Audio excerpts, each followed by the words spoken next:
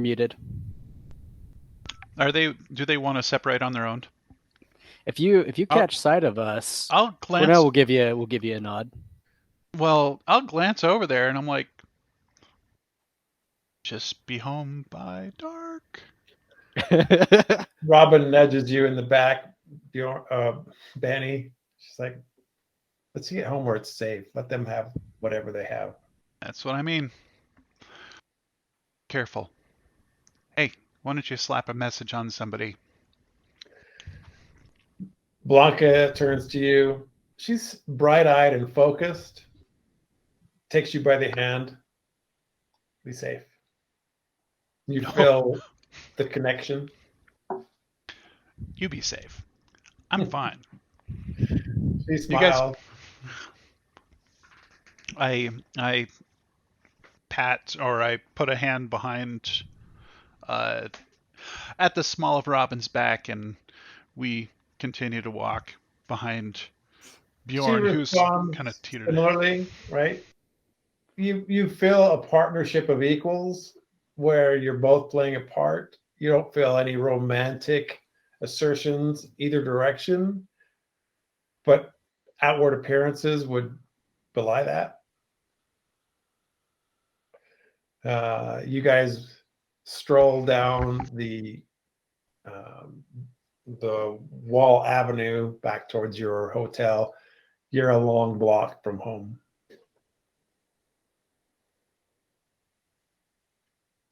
Again, hour and a half before sundown. Yeah, I'm gonna head back. When we get settled at the hotel, I'll order room service from close by and so forth. And Alexander is happy to meet whatever needs you have. He suggests the name of his chef who's working in the kitchen at this hour, that he can accommodate any needs you have. You and Robyn are staying in separate rooms, but he's happy to accommodate you with room service. It feels like you're very special tonight. Beautiful. If there ends up being a couch that's a little more solitary, or even just the cafe itself, and there's not a lot of people observing, something that's more tucked in from the street view so that we can get a view of it if they came around the corner. Mm-hmm. I will say that we post behind that, and we stay on the main floor for the first little bit instead of full room service. You sit there with Robyn.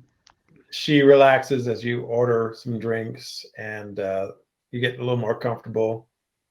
She turns to you and says, I made a call to the orphanage earlier. Mm-hmm. As much as I felt the disruption from Bjorn's assertion that perhaps she was a doppelganger or some kind of illusion, it appears that Marianne has, in some form or fashion, contacted the Mother Superior at my orphanage. So it's all confirmed. It does not absolutely dissuade the notion that perhaps this is some incursion, but how so? Bjorn is a paranoid man. Paranoid. I want to believe she is my sister. I want to believe that I have a nephew or niece who is to be born in the next 6 months. All these things that I crave, because I know my personal existence is temporary at best.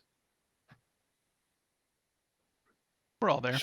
Should I make love to some gentleman, even if I have host to child, I will not live to bear this. My sister is the best chance my family has. I agree. And she remains innocent while you take the brunt of it. She's within the walls of this city. She is not safe while she is here. If I contact her, I bring danger to her. everything in my body says hug and hold my sister tight, but I cannot. You will do fine by letting her be at the moment. Because this city will explode in a couple of days. Hopefully they have found their way out, but bystanders will not be part of that. They hopefully will retreat to safety. They will stick to the guidance of the curfew. They will stay off the streets, and they will do the right thing for themselves and their lives. Just assume that, because everybody else steps away from danger while we step towards it. The fact that she lives gives me hope and upsets me. I wish she were not here, and I wish I could warn her to go. But in doing so, I bring more danger to her than letting her live her life.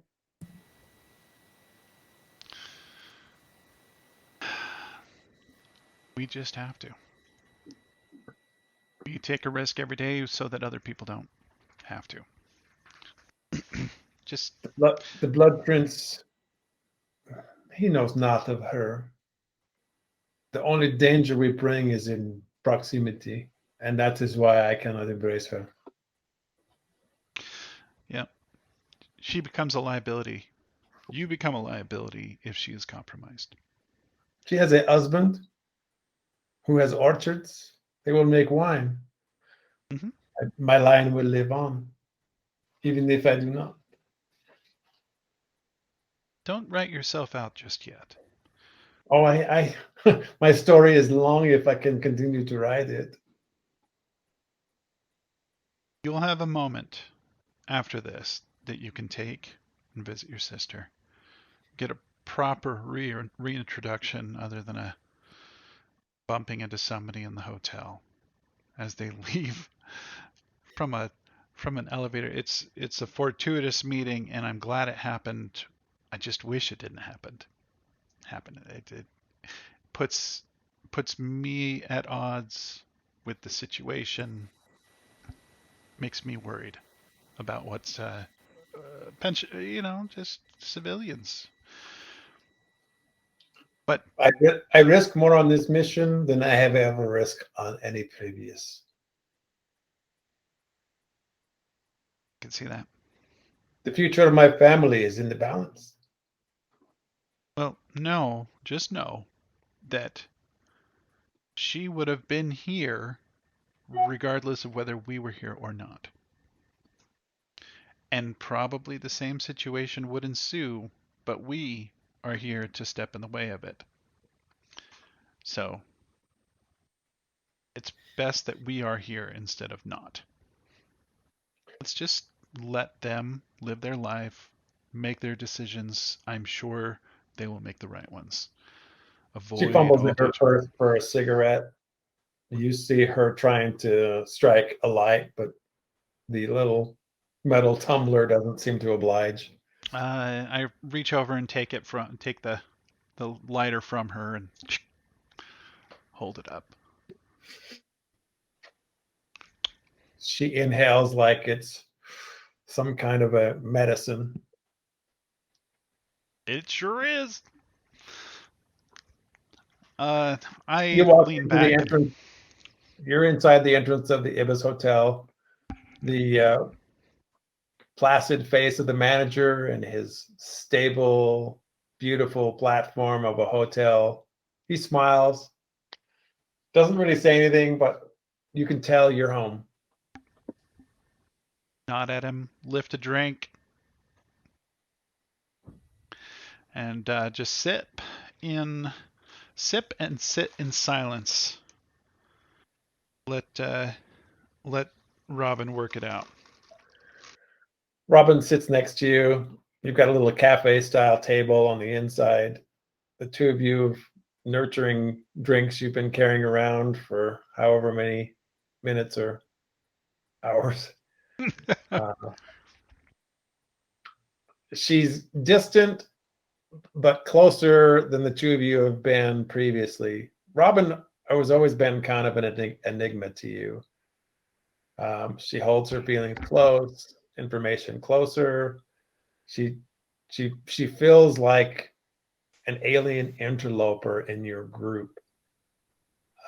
But at this moment, she feels vulnerable and sisterly. I'm just going to give her company. If she wants to talk more, I'll give her more space to talk.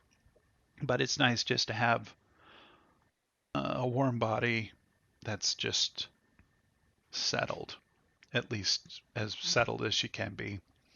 But I am going to keep an eye on the entryway and everything else casually. You're in a pretty well-guarded space. Mr. Bellamy makes his way over. You see him carrying a small carafe of brown liquid as he comes over. And notice the two of you are commemorating. May I? He goes to tip the brown liquid into your glasses. What is that? It is a spiced liqueur. It is hints of anise. He rattles off a number of spices. It is not dissimilar to. He recognizes your accent. Appenzell. Appenzell. Yeah. Oh, just a little. He pours a little bit in each of your glasses. You see that he has one in his own hand. He fills about half full. He sips at it. You are great guests. I wish you well for now and the future. Well, thank you. I appreciate it. He takes a sip and then he swallows the rest and goes back to the counter. When he says that, I'm gonna say, yeah, thank you for the well wishing, and it's a little ominous. No. We are in tumultuous times. There's the impending probability of war. Though we live on a beach town in the most elegant place on the planet, I understand that everything is temporary and moments are important to share. It's true. Well, this is definitely a moment. Thank you. Cheers. He gives you a salute. He looks towards Robyn. He's ogled her from the minute she entered the property. He's no different now. His wife is upstairs. His two children are upstairs, but he still looks at her like a conquest. Oh. By all means, man. I'm out.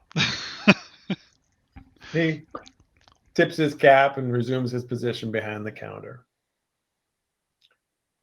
Cornell, you descend the chiseled stairs down into the illuminated cavern below the city. Indeed. You hear the clink of glasses, the roar of conversation, and what sounds like what might be pugilism. Well, that's interesting. Judging by the smoke flowing out of this place, they're not going to frown on a lit cigarette. So I go ahead and thumb one out. I offer Blanka one, knowing that she probably won't take it, but she takes the one from your mouth and lets you light another. Just reduce drag. It's low effort for her. You see lipstick on the cigarette you were smoking a few moments ago. It's an odd moment. She's cresting on womanhood from that younger teenage thing you once had an affair with. Right. Do you think you're going to stick with the new look after this mission? Or is this a limited time affair? She purses her lips, looks at you, gives you no response. She looks down towards the open expanse in front of you and points at a table. I think we'll sit there. I like it. After you. She leads into the room. As she does so, you see a little sachet that wasn't there before. It's annoying to see her adopting this sultry form because it's not really who she is. It's an act, and it feels like that kiss you got back on Nocturne campus. It feels fake, like she's playing at a role. Right. She makes her way over to the table.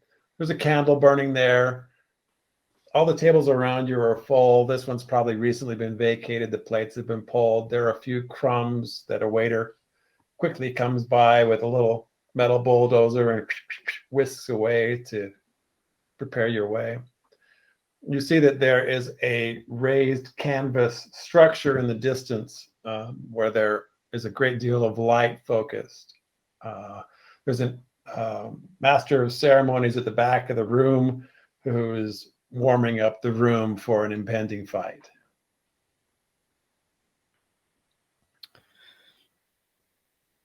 Do you fancy a watch?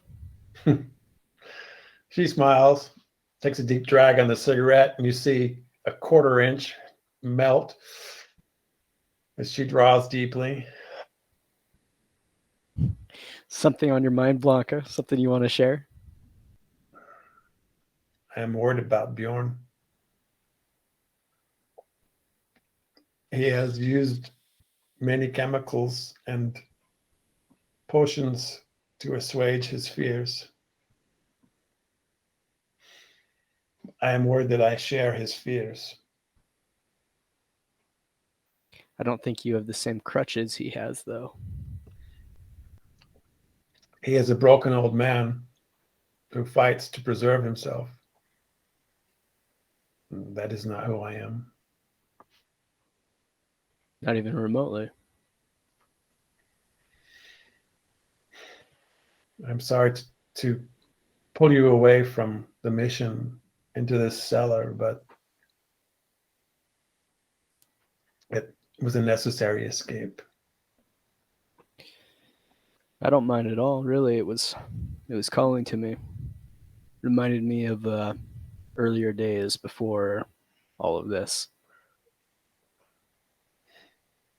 We've talked in the past about where we come from, where we're going. You've always been tight-lipped about your past.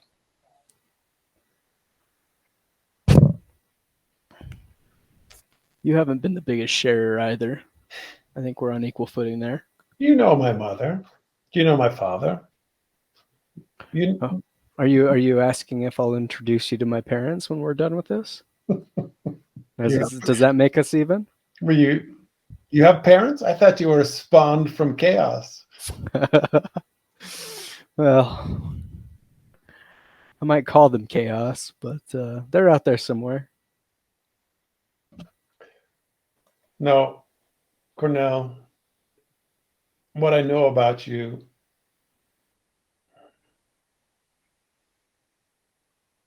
comforts me, especially now in this catacomb while we sit beneath a city on fire. The Blood Prince is up there. He knows we're here, or at least someone is here. The sisters, as I understand it, have already assailed him. He is defensive. We might still be an unknown to him, but that won't remain so for long. Yeah, I agree. We can't sit here forever, but we do want to get as much information as we can before we rush into this thing. Agreed.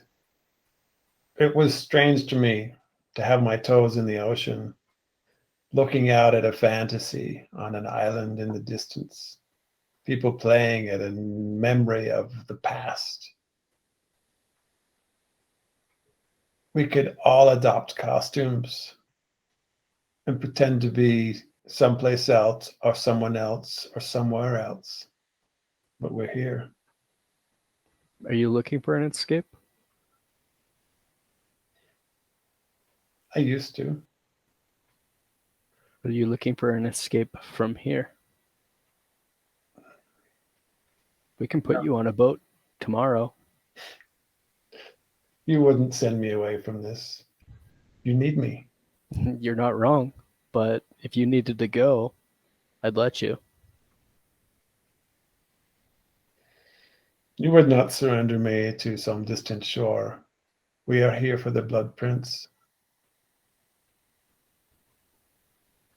I am important to that. Perhaps integral to that. You're not wrong. I agree. But I am giving you an out if you want it. Before this really gets started. Don't offer me an escape. It is not your way to earn my friendship or my love. Blanka, Blanka, Blanka. I thought we decided that wasn't a thing. You're in the background. Introducing in the right corner. He rattles off the name of a titled boxer. Man steps out onto the stage, raising his fists in the air, parading himself around. His physique is strong. He looks prepared for the moment. A few seconds later, another boxer is announced from the other corner. The two of them square off against each other. You fancy a wager, Blanka? What do you have in mind? What do you want to know about my past?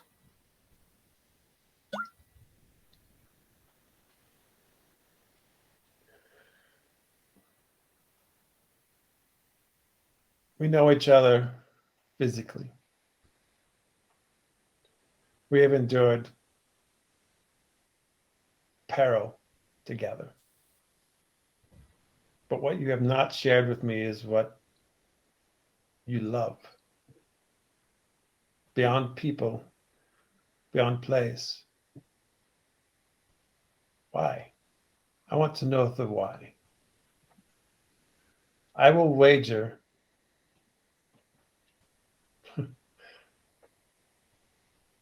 what would you have me wager for the why?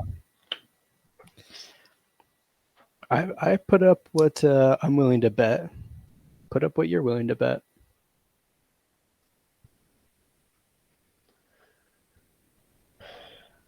It would be easy for me to share my pleasure.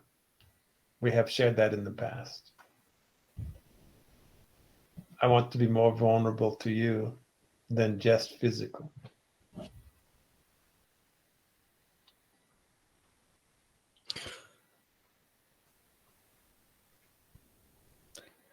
It seems like you get what you want, no matter which way this fight goes.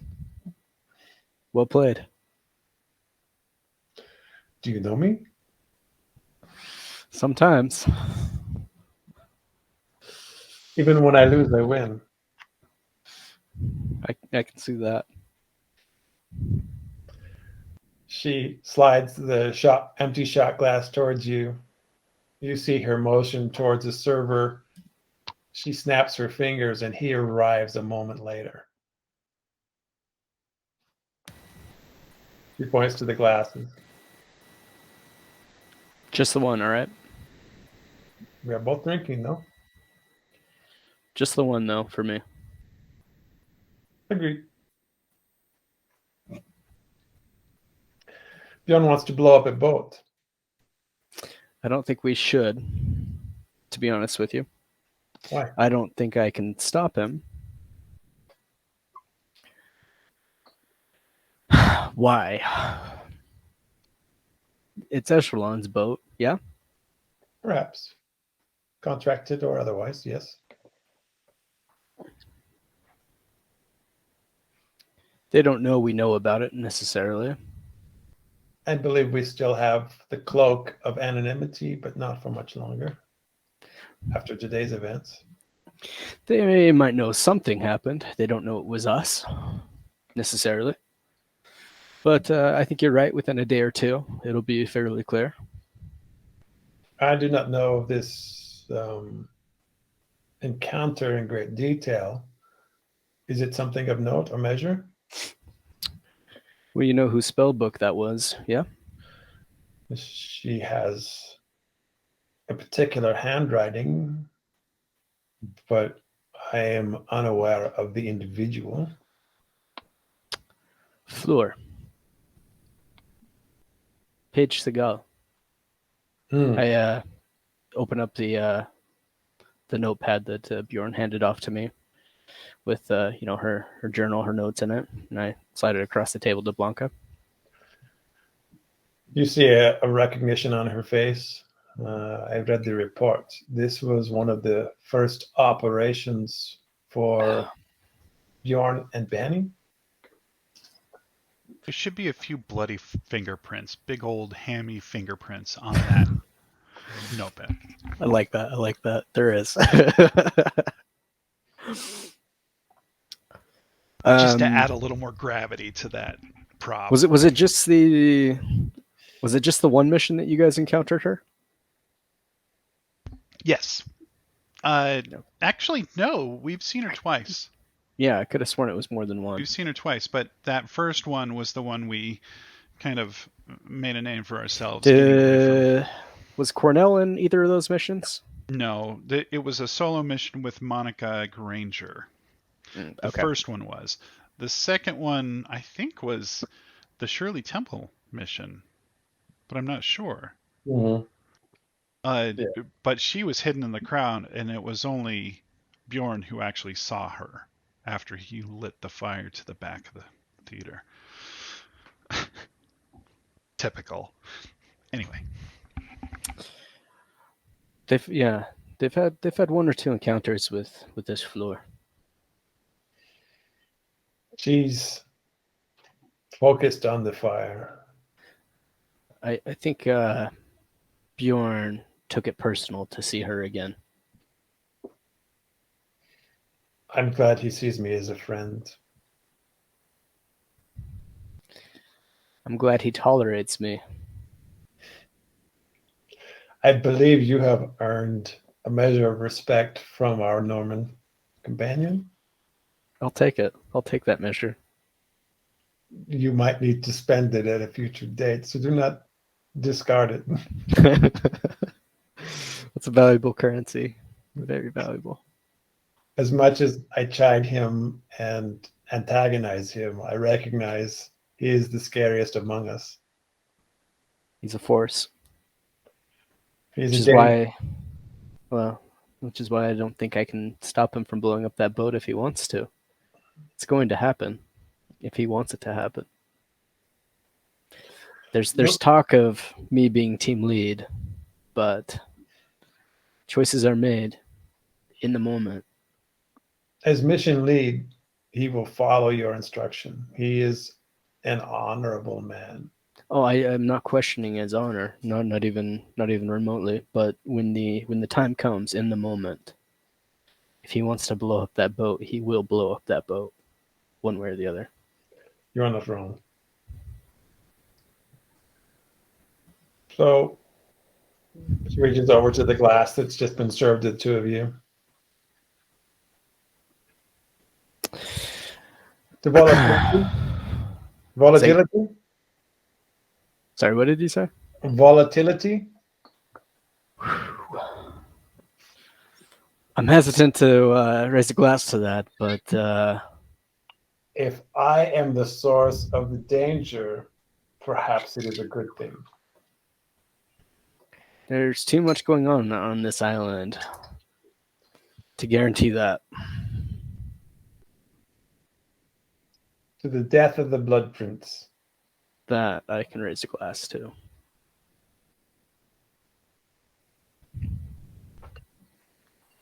The two of you watch as two men spend their flesh for the entertainment of many. The rouging of their flesh slowly diminishes until one of them succumbs to the canvas. the drinks that you imbibe are enough to distance you from the barbaric nature of your encounter, but the connection you feel with each other and in this underground space overrides the barbarism of the moment. And you're just lost in the cadence of opportunity. The two of them leave the canvas. Your server makes sure that you are well served. It sounds like Cornell wants to admonish too much consumption. Definitely. Blanka has no such reservations, and you get to the point in the evening where you're a little concerned that she has overindulged. If she does try to order anything else, I'll wave off the waiter.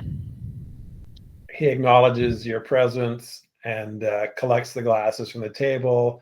You see him bring water thereafter. Thank you. I appreciate that. She's a little sloppy. She rattles off some information about Robyn that you didn't really want to hear. Oh, the perks of being roommates. Yeah. The two of them have clearly spent a lot of time in close proximity, even though they're very dissimilar. Tell me, what do you think of her name escapes me. Robyn's sister, Mary. Marianne? That's it. That is who we saw in the lobby of the elevator. Yes. She is cherubic. Robyn, if she had lived a more comfortable life. She reflects on that statement for a moment. Yes. A plump Robyn. Ripe for feeding.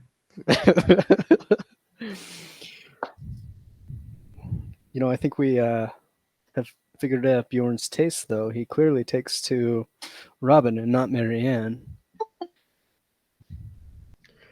We have a Robyn. Oh my, look at that. Speak of the devil. You start talking about somebody and they just show up.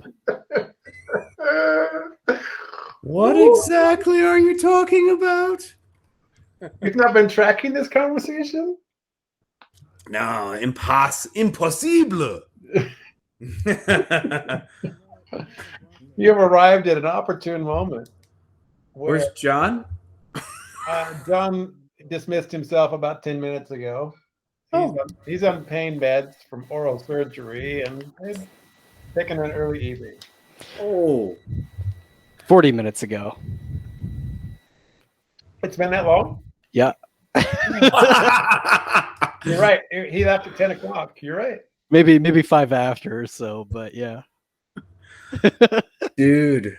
So it's not quite like a tag. Okay, you got it. Close, but you missed it. Ken, you're late. Yeah. Sorry. Very sorry. Let's see. What have you missed tonight? We had a interesting encounter before going to the La Brigantine. An encounter before going? Mm-hmm. On our way there, yes. Robyn and Blanka were inquiring about spirits in the Church of the Herald God because we saw essentially a curtains into the middle welkin. Yeah, very strange. While they were doing that, Bjorn spotted Paige Segal. Floor. Oh, the floor. Yeah. Yeah. And we took out her bodyguard and incapacitated her and put a collar on her. And while Bonnie and Cornell were taking care of the bodyguard, with good intentions, Bjorn chopped off her hands and she bled out. Essentially. While he tried to cauterize the wound with a thermite grenade. What? Yeah, What? I can just rip that off. The best of intentions, honestly. He had good intentions. It just didn't go how he planned. Yeah. Yeah, no, not so much. Her Okay. gulping for air and the berry that he shoved down her throat to try and bring her back didn't actually get there in time. Oh, gosh. She expired. But that's fine. Honestly, she was bonkers, and I doubt we would have gotten anything out of her unless Cornell would have sit there and give her a stern look, and she'd go, "Okay, I'll do it. I'll say whatever." You know, she was actually scared of Cornell, but not Bjorn. Wait, there goes LaFleur. Crazy's not afraid of crazy. Crazy's afraid of sane. Yeah. Maybe Crazy should have been. Maybe Crazy should have been afraid of Crazy because Crazy just did in Crazy. Oh well, yeah. Well, as soon as she passed out, that was when he did the business. Again, I don't actually mind because trying to wrestle her or deal with her, a nightmare. Honestly, it would have been bad. Yeah, just right. And I realized that after the fact or during the fact. It was like, do we really want to deal with this? Yeah, I wasn't. Right. I really wasn't that mad about it, but I had to pretend I was a little bit. Well, he went a little above and beyond with that whole thing, especially with he got the collar on her, so it was like, oh, she's done. But then she's still just fighting, and she's like, getting smack, does a squirrel tap, knocks his balls. Anyway, I can't wait to see the video. Well.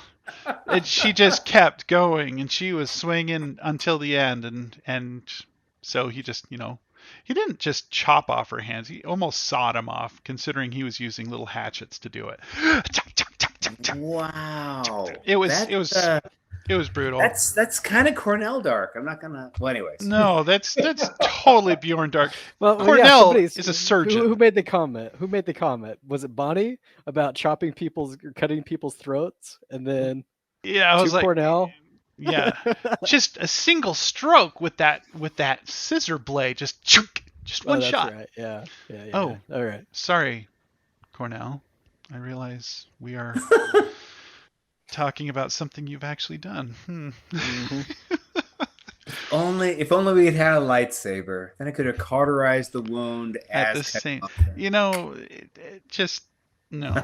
Anyway, sorry. If he had just waited to do that till Cornell was available to, make sure it was okay, it might have been okay. But even then, dealing with her after the fact would have been a nightmare. Yeah, because Paige is insane. But where are you going to keep her? Where are you going to keep Crazy? Well, right? that was the thing. It was like I was hoping that La Brigantine would actually allow us the meeting with Jacques would allow us to do something.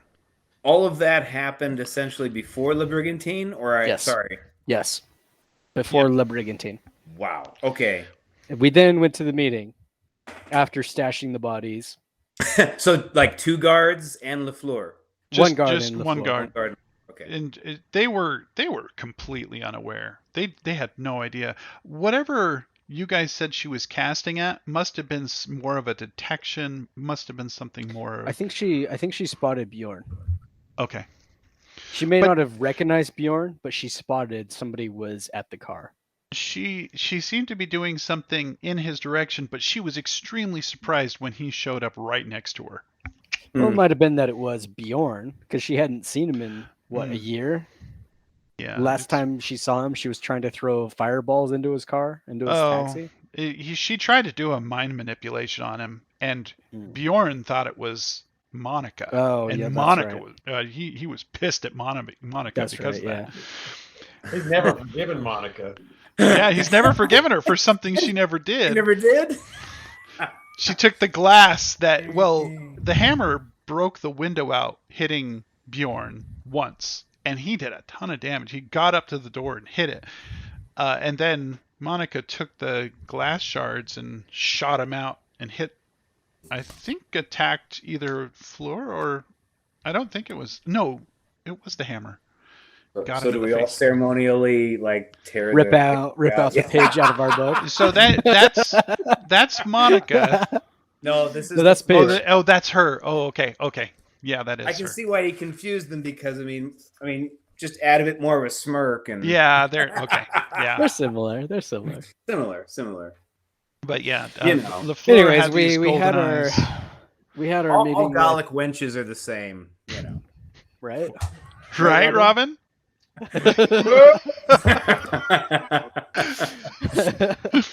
But no, we had our meeting with the witches of Augustina. Yeah. After that, The representative. the representative. He's not really. Oh, Jacques is not a witch. He's not. He's a lackey. Honestly, let's just Honestly, say what we're dealing. Okay. Double out of character here. We're dealing with a group. We're dealing with a group of hags and a coven. Oh my god. Probably. We don't know. We have no proof of this, Ken. This is a very strong suspicion, though. I mean, it was But Bjorn. they're on our side? Well, their interests align with our interests. Yeah. Mm-hmm. This is a group. This is 3 sisters who are running a smuggling ring. It's all of the illicit goods that come in and out of that city likely pass through their hands, or at least under their supervision. And one of the sisters is dead, and that sister was the one who took care of some of the more destructive illicit goods. Oh. She died when they tried to confront the Blood Prince. Yep. 2 weeks ago. He Okay. killed her. Which is when they then contacted Lead, who passed it on to Knock Richter. Okay. We are meeting with them tomorrow for coffee, and we might get some more information then.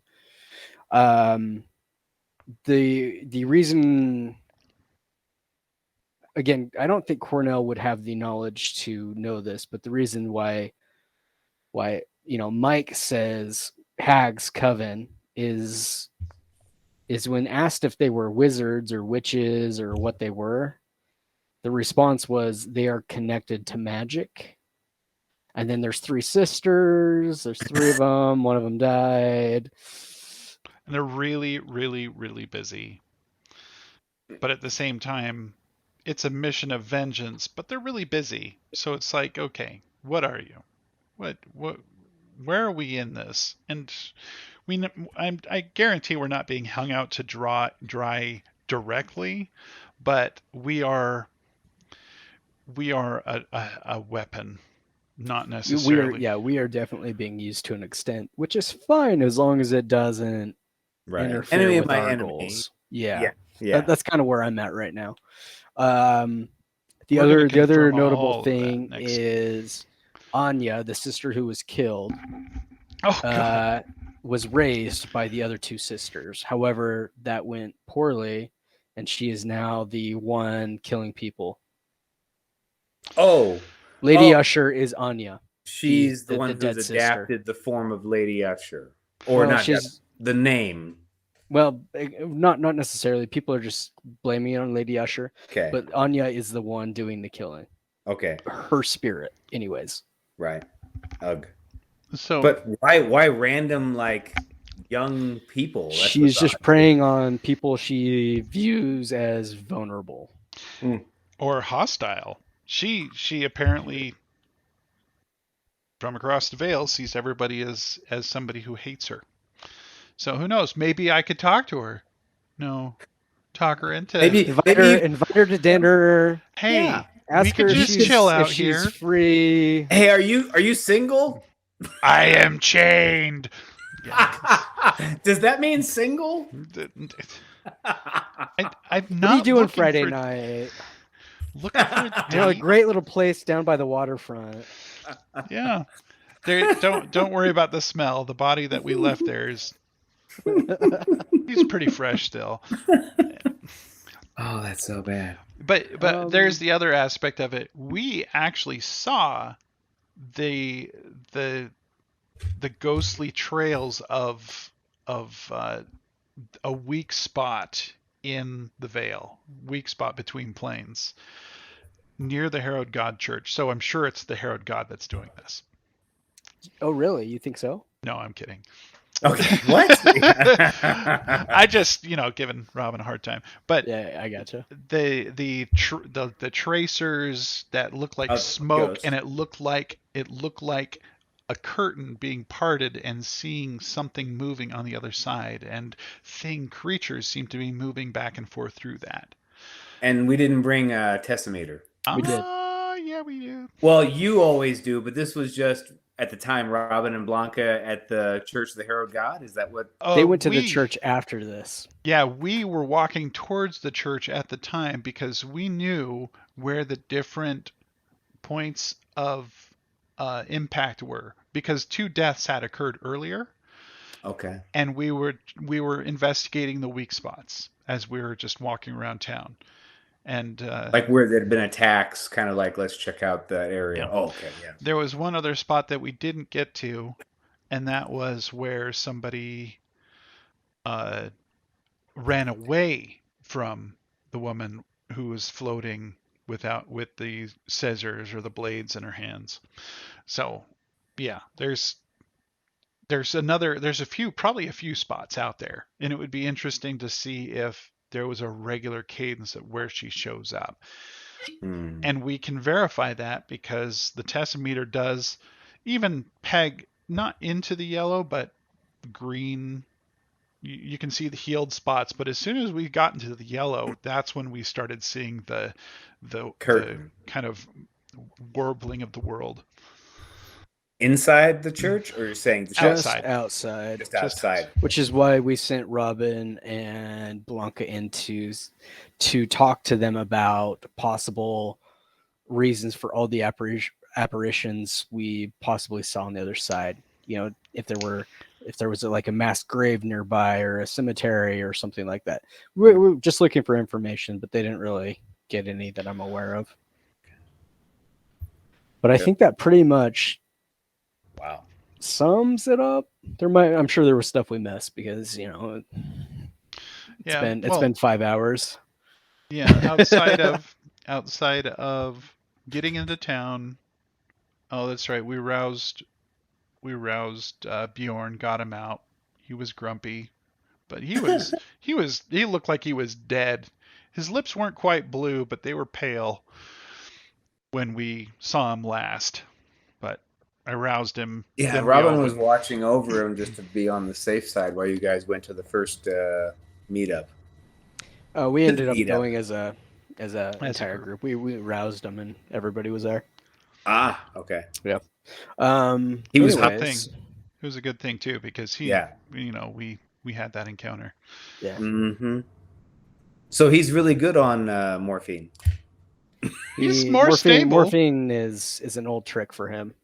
It is an old trick. It is not something new. So when he gave himself a dose and I saw him drop, I'm like, yeah, that's him. He knows. He's done this before. But we'll see. Good times. Not his first rodeo. Definitely not. But after that, the fight, we picked up both bodies and we secreted them away. The police came and camped out in front of the coffee shop, and we, made a long U-shaped detour to get around. And you've already heard the stuff from Jacques.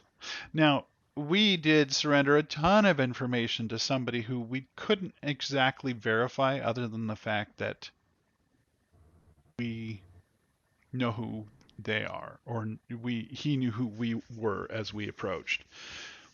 But the fact that these women, the sisters, had tried to raise their dead sister from the grave really puts us at odds. And it's like we'll do this and we're going to forget about what happened, and we're going to walk away with all the research, with all the details. This isn't our jurisdiction for something like that. We can pass the details along to ISS after this mission and let them deal with it. Wait a second. Anya surrendered herself to.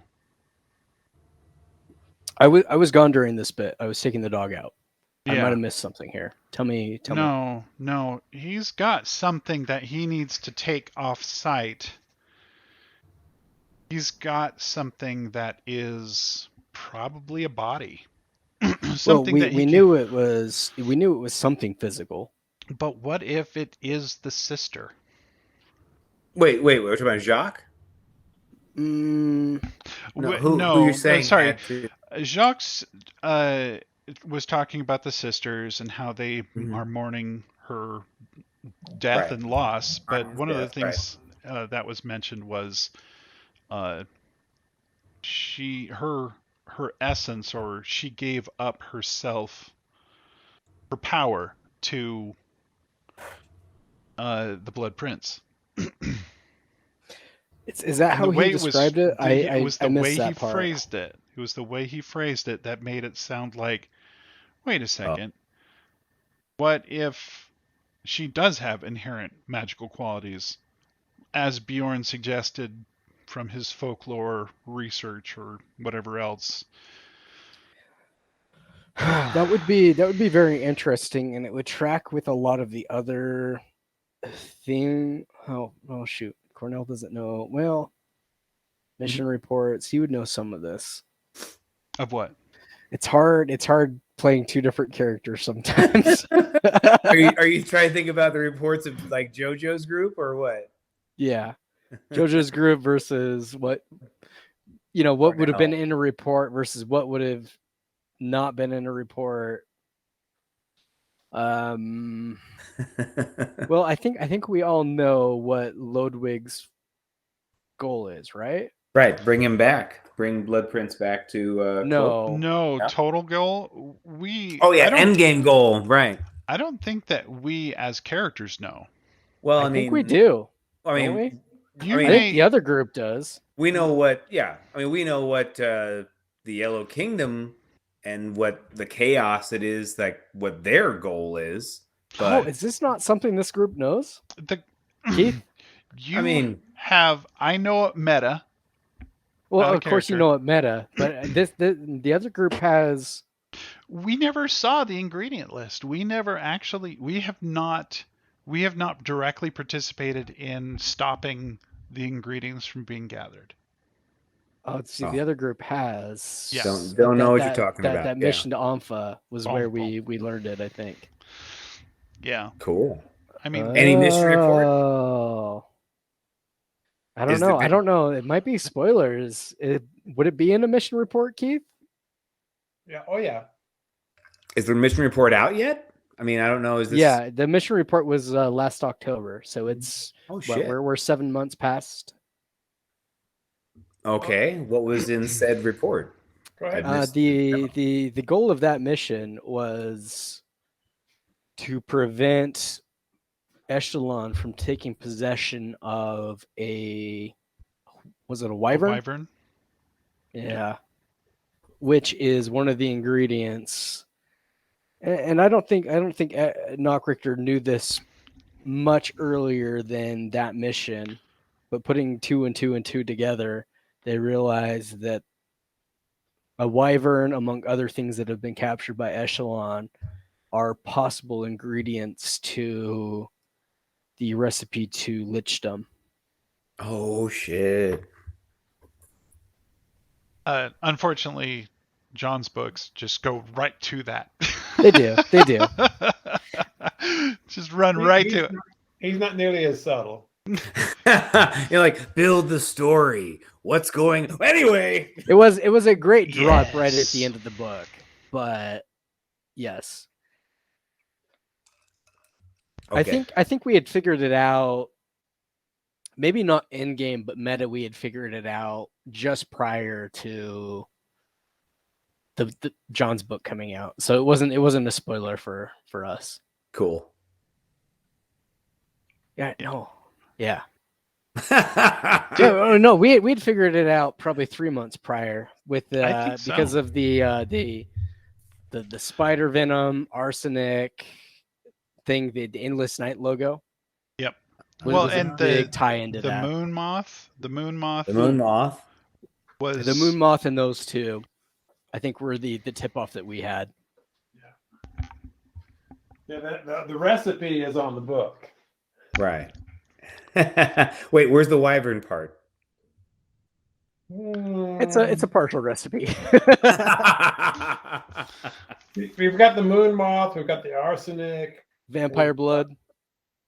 Yep. Or vampire heart or something. It's something with a vampire, Ooh. which is why Echelon was trying to capture a vampire back in the airfield with what's her face? Bella DeVore, but Yeah. she Yeah. wasn't. They said that she had been captured, but she, was still in the wind. But it drew us out.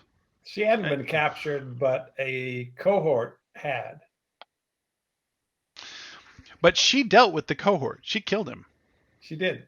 before. She took him out of the research facility and removed him as a subject for their investigations, Unless they already had what they needed from him.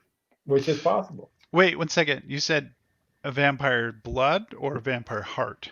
I don't remember the recipe. I could look it up, but I don't know exactly what Keith is using. But it is a vampire related recipe. That shit-eating grin. Okay. Oh yeah. So yeah, a lot happened. Right now, we know that Anya haunts the streets, and it's probably a good idea to not linger too long at night. Probably not. At least certainly alone or just in a twosome. There is an unenforced curfew. And that curfew Makes sense. should keep things subtle or settled at night or whatever else, but unenforced. We could go out at any time we want. Yeah, there's nothing stopping us from going out. It's just recommended. Oh, so like if a constable comes up or whatever, they're not like saying there's a curfew on, go to bed. Go back at home. Yep. Nothing like that. Although, who knows? What's that? Blanka and Cornell are at a bar just down the street from our hotel. Yeah, we're a block away. And Robyn and Benny are sitting in an alcove of the cafe, watching just hanging out, but also watching the doorways. And Bjorn is passed out with more morphine. He needs at the bar. Sleep. No, he needs to sleep. He did take the brunt of all of that. So I think he went back for more morphine and the bodyguard attacked him twice or 3 times with a cutlass, and then Floor hit him with magic missiles. Oh my god! He took a beating. He was probably down 30-ish hit points or so. Oh, yeah. Well, he took 13 from the second hit from the cutlass, 6 from the first one. Then 18, 19, I think, from the magic missile. So he was down 40. Yeah. And then she punched him. Oh yeah. In the cojones. In the junk. Jinx. Well, he does keep talking about the gigantelope, so it's hard. It's an easy target. It's an easy target. Yeah, seriously. But it was all non-lethal. He should have passed out and just fallen on the ground at that point. Well, I think he still had 20 or 25 hit points left. He did do the reinvigorate just before that happened, so he gained back like 10 and hit Cornell points. did do bad medicine on him. Yes. So he's fair. He's at 2/3 probably. Yeah, he's okay. He's fine. So what time is it? It is about 9 o'clock. Yeah, 9 o'clock is sunset. 9:10. 9:10 is suns. Maybe it's 8:45. It's getting real close. But yeah, it's one of those. It's exactly. I don't know. I think it might only be 8:30, Keith. What do you think? You want a little buffer between you and sunset? You tell me. Little little margin. You guys have rounded the streets, dropped off the bodies, had your conversations. Where did you drop them? You've got long shadows cast across the city, and a half hour between you and the safety of night. Blanka, we should probably get headed back to the hotel. I don't want to go. Are you planning on sleeping on that chair all night? Oh, fine. Let's go home. Home, I like that. Let's go home. You guys climb out of the cellar-like area of the fight club, back up to street level. You've got the reflected light, the setting sun coming off the walls, lots of shadows. What's the has pretty much everybody else already left the fight club at this point? Are people still lingering? You've got a fair amount of people that are in defiance of the curfew. They just don't care. Probably No doesn't more matter till a masks. little later in the night. You've got a half hour before it really gets critical. Right. And it'd we're opposite. It'd be interesting to see how many people are out in an hour. Yeah. You get out onto the streets, you see there's a little bit of traffic from people coming back from the beach. The sun is down now. Everybody's slinking home with their picnic baskets and blankets and whatnot. You see that there's still a festive nature that persists in Regenka despite the murderous nature of night. How many murders have there been? Just a couple? Just two. Just 2 confirmed, but others have seen the ghostly visage floating around And so the we're at the streets. cafe across the street? You guys are at the cafe in the hotel. In the hotel. Oh, in the hotel. Okay. Yeah, it's a short walk upstairs. I put my arm around Blanca's waist and walk her up the stairs into the street and direct her towards the hotel. The two of you making your way down that boulevard next to the wall, probably the envy of most people who would witness this moment from any window nearby. And I'm like, oh, there's a pretty lady. There's a handsome man making his way down. Cornell, you clearly feel inferior to this moment. I mean, you're a pretender up to the throne in every respect. I mean, this is treading on old territory. This is exactly the world that I failed to live up to. Every time you got to this moment, your world crumbled and you had to retreat back to where you were and rebuild. And it feels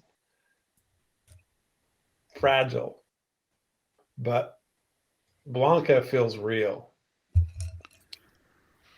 She does, but I have the doubt in my mind that this is just because she feels vulnerable on this mission. That kiss back on campus before you left felt like a betrayal, and only because you actually care for her, you succumb to that moment. You actually kind of beat yourself up a little bit every time you think about that for letting her manipulate you in that way. She's a Manx. She's dangerous. She's not even stable. I mean, I question, has she been playing me this entire night? I don't outright question it, but it's always a lingering, something on my back thinking about it. Yeah. But I don't necessarily let that get in the way of things. It's just an itch. You're haunted by the notion that she has higher aspirations and you're just convenient. That's pretty accurate. you guys make your way down the avenue. You can see the lights of the hotel in front of you and the grand port beyond that. She occasionally gives a little bit of a stumble as you make your way back, giving you the idea that she's maybe had too much to drink. You're not sure how much of that is fact or fantasy. She loves to play the role of the vulnerable little girl in your presence. I'm there for her as much as she needs it. I don't over offer, but I do. I have my arm around her waist. You arrive at the cafe tables out front. They're all empty. All the placemats have been cleared. There's nothing out there. You see the warming lights inside the lobby. You can smell creperies, probably a few hours past their prime, even from outside.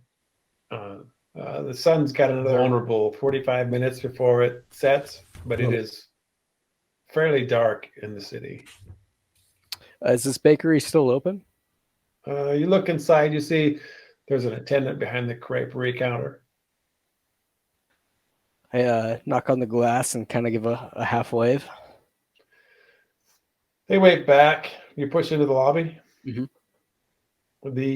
On one side you see the hotel manager, on the other side you see a creperie counter attendant. It's a woman in her 50s. She's been putting things aside in glass cases, but you see that there's still a fair amount of confections available for consumption. Do you have 2 savories ready to go? Maybe some ham Swiss, Grey. You like blackberry? I do like blackberry. She reaches under the counter. You see these things bronzed in perfection, little knotted patterns over the top. Your mouth salivates just at the sight of them. You glance over at Blanka. You see her knitting her fingers together in anticipation.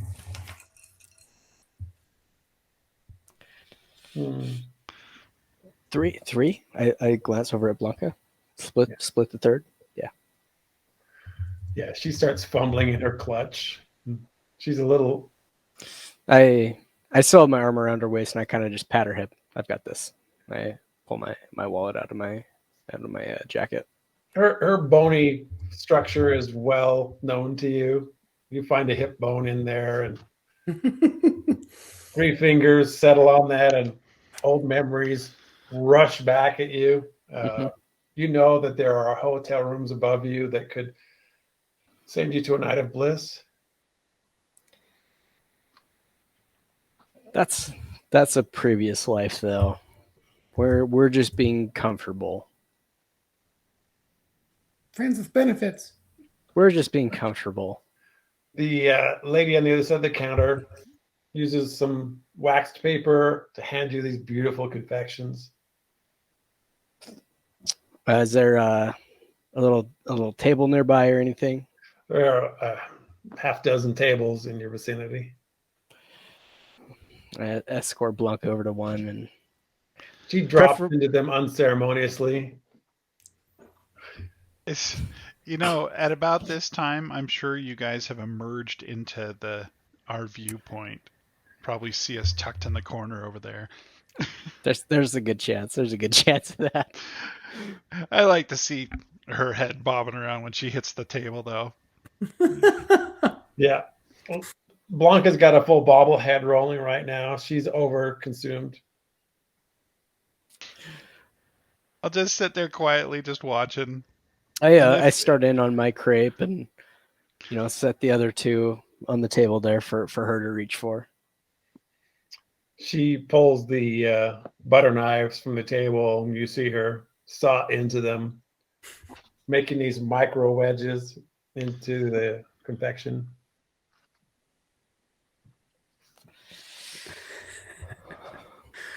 I look like a barbarian next to you. You indulge in this delicious treat. It's not warm anymore, but it doesn't matter. This thing was crafted with love. You can feel the sweet and the savory just pour over your tongue. And you watch Blanca as she just nibbles at it, knowing that she's never going to feel the full assault of this treat. Even while she's tipsy, huh? Yeah. She is a measured individual. You as you look at her now, you see her and you see a little bit of the commander. The commander side of this feels like it's portioning out what she is allowed to have.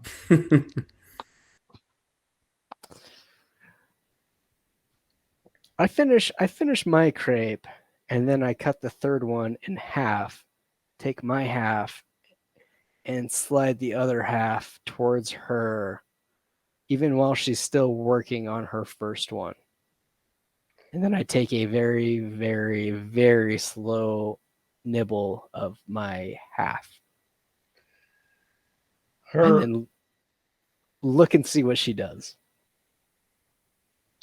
her dilated eyes look up at you, which makes her look even more attractive with her flush of makeup, rouge, eyeliner. This is an uncomfortable assault on your senses. She reaches a sloppy hand out towards the wedge in front of her. She drags it towards her. You see her fold it, not perfectly, but kind of like a clump, and just mash it into her mouth.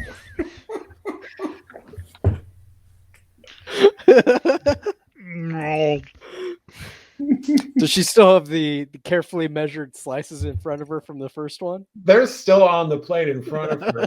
She's pushing this pastry into her face unceremoniously. I half feel like she's mocking me, but I'll take it. She's clearly in that half state between drunkenness and soberness. And she's finally indulging in what food offers as a counterpoint to misery. I just smile to myself as I continue eating that last half. She jolts momentarily where you see her bite her pinky finger.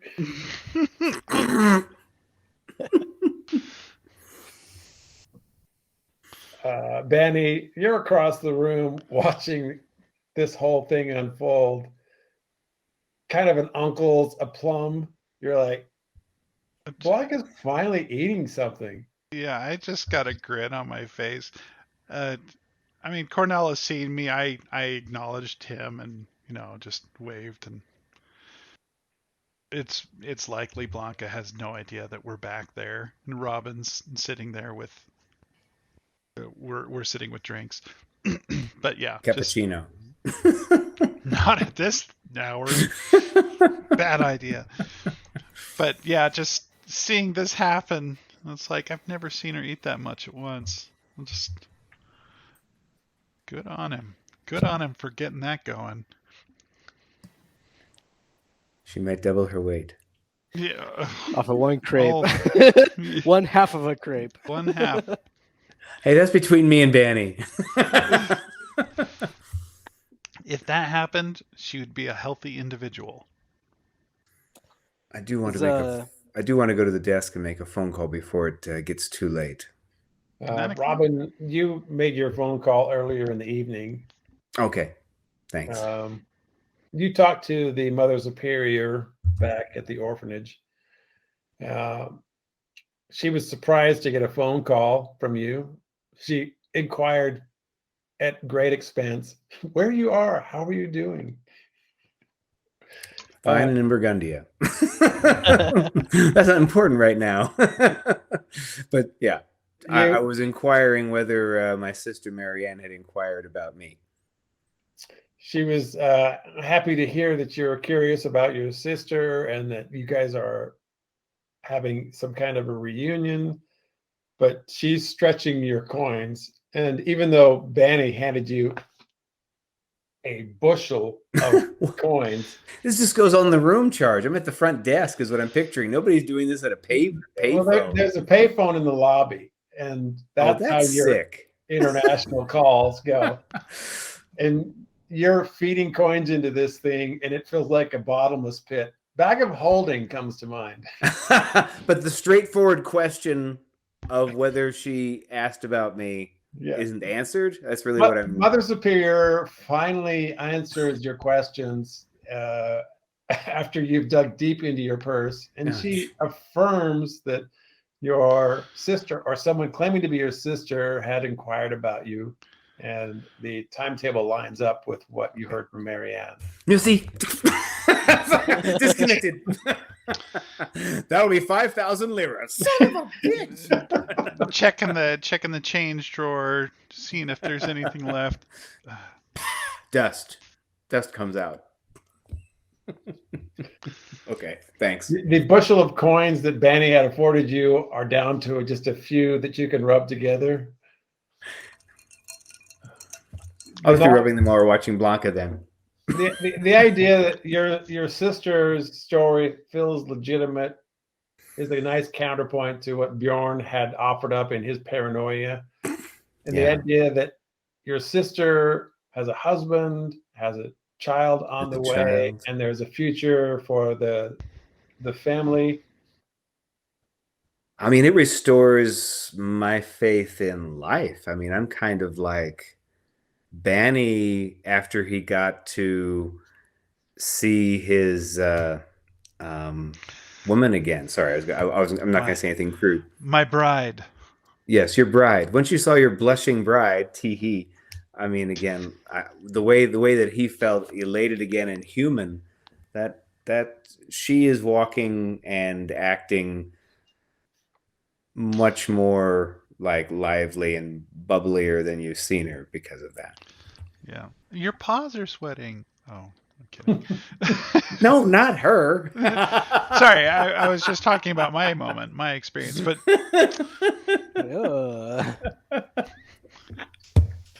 Robyn, you glance over at Cornell and Blanka and see that Blanka, she's exhibiting those signs that tell you she's had far too much to drink tonight.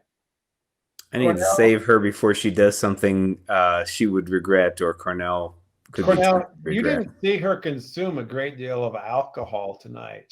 She's clearly not had enough in your presence to put her in her current state. if Robyn starts to stand up, I'm going to reach out and grab her hand or her arm and say, they're adults. I know that they're adults, but you know they're past somewhat, no? Unofficially, why not? But here's the thing. They're fine. Look at them. Cornell is being a perfect gentleman over there. Yes, and that's what I'm afraid of. Wait, what? She's... No. Look, do you want to know the truth? Of their relationship? Woman's instinct here. It's just something that probably would be regretful, and I'm going to say that she's not making the best judgments right now. I don't... If you were her mom... I think Cornell would be a gentleman and wouldn't... No. But still. You're not her mom. You're not even her sister. I know that you guys play sisters. You don't have that kind of... You do not have that control over her. Just sit down. Let it happen. Let it happen. It's protection. It's not... Protection for a woman who can kick your ass all over the place. You know, no, I'm not physically. trying to protect her. I'm not trying to protect her. Oh, and Cornell knows what he's getting into. I guarantee it. Let's just let it happen. Let it play out. I natched on my perception. What do I think about Cornell's... My first roll of the night, of course, would be, of course, right? Because it's time to judge. How does Cornell seem in control? Cornell seems very, very sober. You think he's maybe had one maybe 2 drinks, but probably just 1. He seems aware that Blanka is overindulged, but maybe not that. Well, you wouldn't know that he thinks that she seems more drunk than she should be. Right. I just see that But she's drunk, and I don't know what she drank. Right. right. That's fine. But you see Cornell caring, but not like overly. Right. He's protective, but not overly like trying to touchy-feely or anything. He's just spending time. Awkward? Does he feel awkward? Like I could use an escape route? No, he does. He's not looking for an escape route. He's just spending time with her.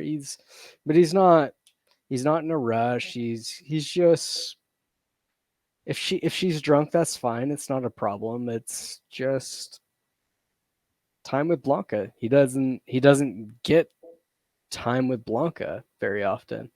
So he's kind of just savoring the time, even if it,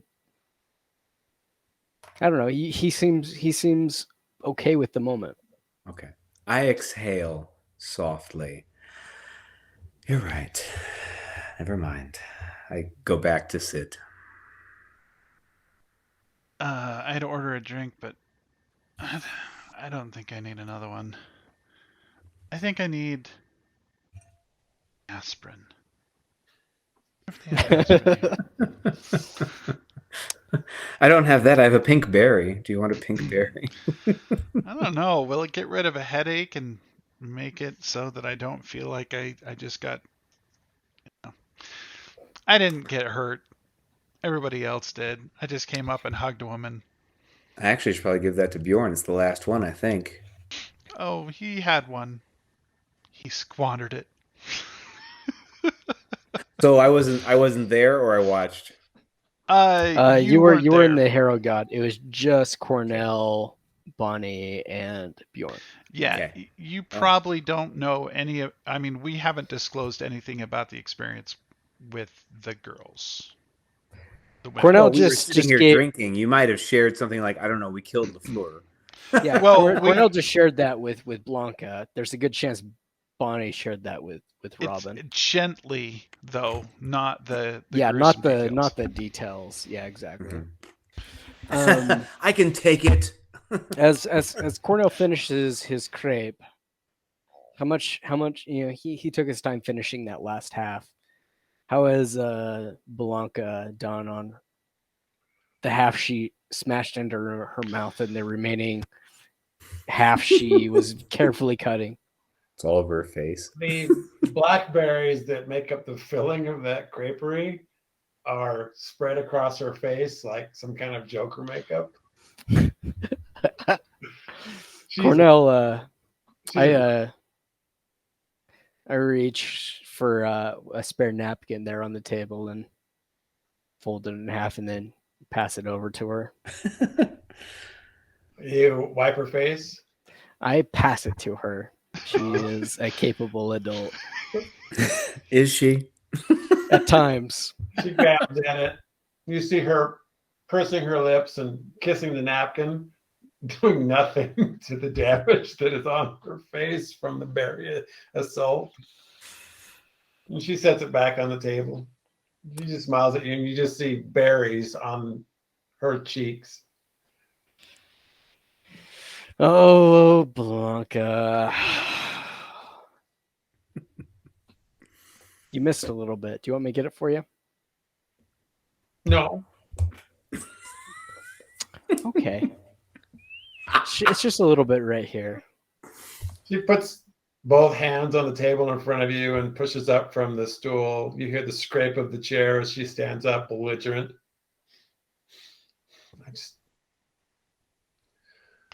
Echelon's here, right? Hey. Relax. Sit back down. Remember. What? Remember what? We're in theater.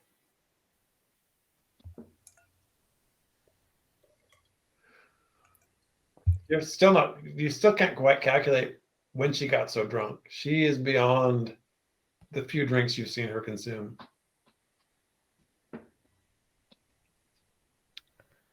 Somebody slipped her a Mickey. I shoot my eyes over to Bonnie and Robin's table. You know, I've known they've been there for a minute. I tip my head Stand up. and look at him. I kind of underneath the table, so Blanka can't necessarily see. I kind of give you a.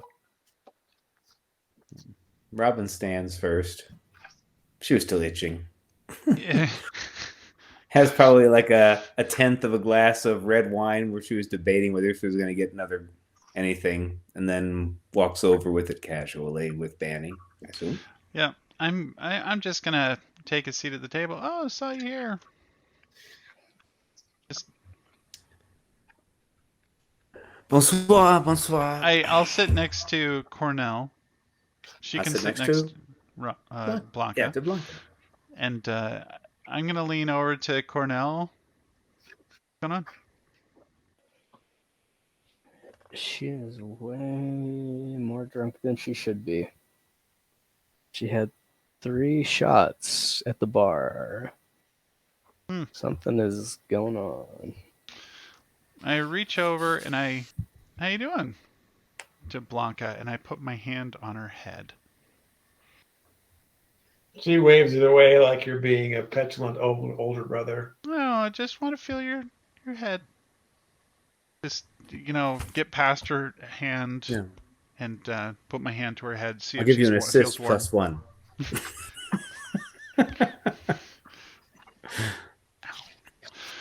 +1. How does it feel if I were to gauge? She's warm. Like Not somebody overtly. who's dancing all night and enjoying some revelry. She seems like she's been having fun and she's a little sweaty. Did you guys do anything active? Any activities? Robin looks at you. What do you say? Walking, running, screaming, jumping, any of that? Cornell just stares at Bonnie like, I reach over and I put my hand on his forehead. How does he feel? Because he's not sweating. He doesn't. cool as a cucumber. What is this, I'm Sub-Zero? gonna just do a little a medicine check on him. Does he feel cool or does he? It's a 15. Probably not. 15 check on Cornell. Yeah. I'm checking to see if he's sweaty, if he seems elevated at all. He pushes your hand off and gives you a scornful look. What the hell are you doing? Not to commandeer you, but I just, It's accurate. I'll just sit back and observe. What are you doing, Bonnie? Is she okay? Well, that's kind of why I beckoned you over. Why are you waving your hand in my face? Just seeing, why is she sweaty? You've been sitting here for a while. There shouldn't be really any. You guys haven't been exerting yourselves at all. So Blanka, she's got like stuff all over her face. Of course, Robin, as the doting sister, will say, "You need a little bit of cleaning up." Helps with a napkin gently, and uses the excuse to also sort of like do a medicine check to see if she seems just highly inebriated, or I didn't do too much better than Penny. 19. You take a napkin and some saliva, clean the blackberries off her cheeks. She looks up at you with doe eyes. You get her cleaned up. She just looks drunk to you. Okay, so we've come back to the apartment, and she's been like out of it like that. She doesn't seem to be really more than that to me. No, from your perspective, Blanka indulged too much tonight. She probably needs to go to bed. Yeah, I think she just needs some beauty sleep. Well, so do I. Cornell. I've seen Blanka drink way more than this. Yeah, and she doesn't need beauty sleep. She's as pretty as she's ever been. This whole thing stinks. Robyn, Hmm? come here. Leans over Banny's lap. She didn't really drink that much. I swear. This is half what she should be. Could they have slipped her something extra? I mean, we were together the entire time. I didn't see anything. I had one shot of the same stuff she was having. And well, of course you're fine. I'm fine. That was an hour and a half ago. God. That is strange. Blanka leans forward, puts her face on the cold marble tabletop in front of you. You see her smile as she embraces the cold. You hear the sound of glass landing on tile floor.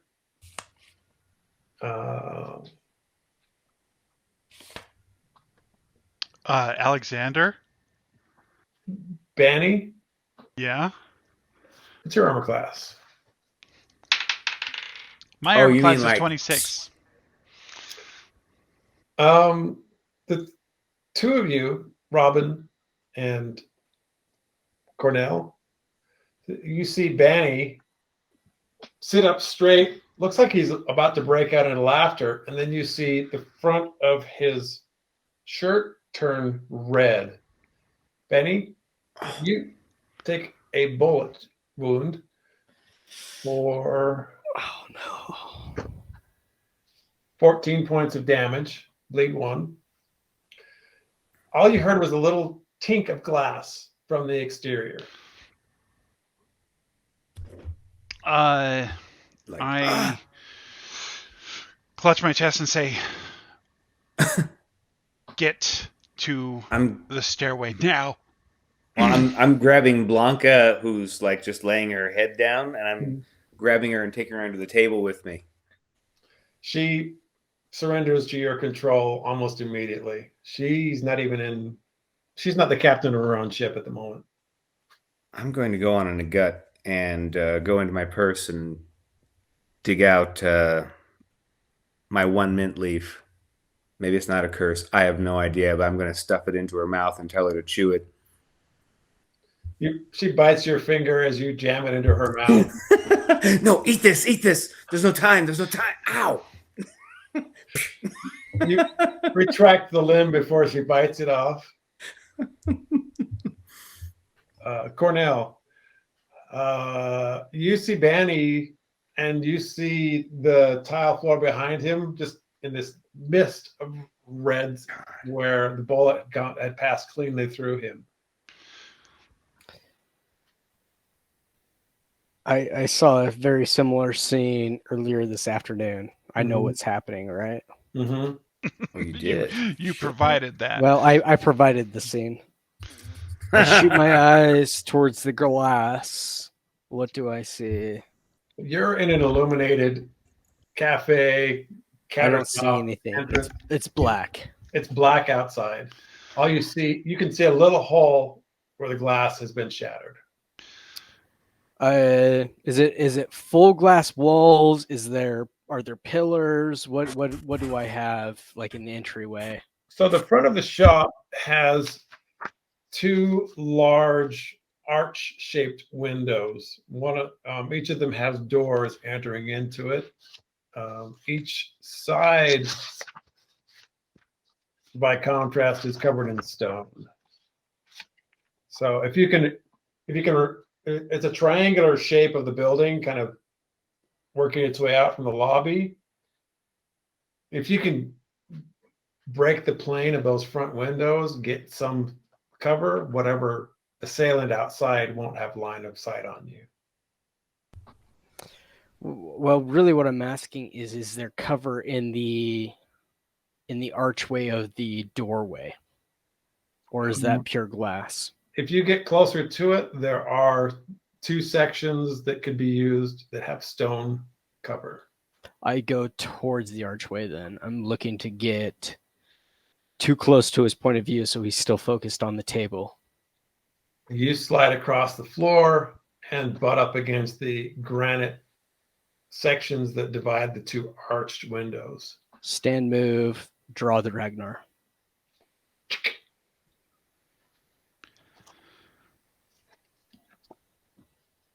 Benny. Okay. I am clutching my chest, knowing the next shot will probably be worse. I look for light switches around the outside edge. Perception? DC 24. 21. You're glancing around in the illuminated area that is the lobby. Switches are evading your notice. Well, I am going to bolt towards a corner. And is Alexander down there at all, or is he out? He was up at the counter when the first penetration of the glass came through. He was oblivious. As you guys duck for the floor and take cover, you see him looking around. What is the matter? I'm going to move towards him, and I'm going to pull him down behind the host's desk. You yank him into cover forcefully. Robyn. Leaf done. I'm going to follow the lead then of Cornell. Purse is already open, so I'm going to do a quick draw and run towards his position. Is there another place where I can stand near the arch? There are 2 granite sections that offer some level of cover from that direction. I'll go to the other one. I'm going to assume that either Blanka is just unconscious or the chewing of it underneath the table. Anyway, she's in cover at the moment. Okay. I guess Blanka that's, yeah. looks your direction. Stay down. She smiles. She doesn't look coherent. Mm-hmm. Yeah. By you? Stay by you. No, stay down. Stay. She kind of surrenders fully to laying flat on the floor. She just kind of lets herself drop flat, and you see her kind of giving that smile like somebody who's waiting for a nice slice of hot apple pie. She does still have mint, so at least her breath is fresh. Yes. Danny. I ask where all the lights are. Light switches for Alexander. Is it my turn? Wait. Yeah. Cornell. I feel like I got skipped, and potentially the NPCs got skipped. Oh yeah. Do they have any other action, or are they still reloading that long? I just kind of threw a quick order together. Banny followed by Cornell, and then the bad guys. Cornell went before Bonnie. Yeah. Definitely. Well, I mean, but he bled first. Well, there was the shot. Yeah. I bucked. Maybe, and then Cornell. Well, I don't know. However you want to do it, Keith. It doesn't really matter. Let's grab another. Okay. Cornell, go ahead. In the entryway, I push through to the outside. The side that trying to stay in cover, but pushing through and then opening up on the side that I expect the assailant to be on.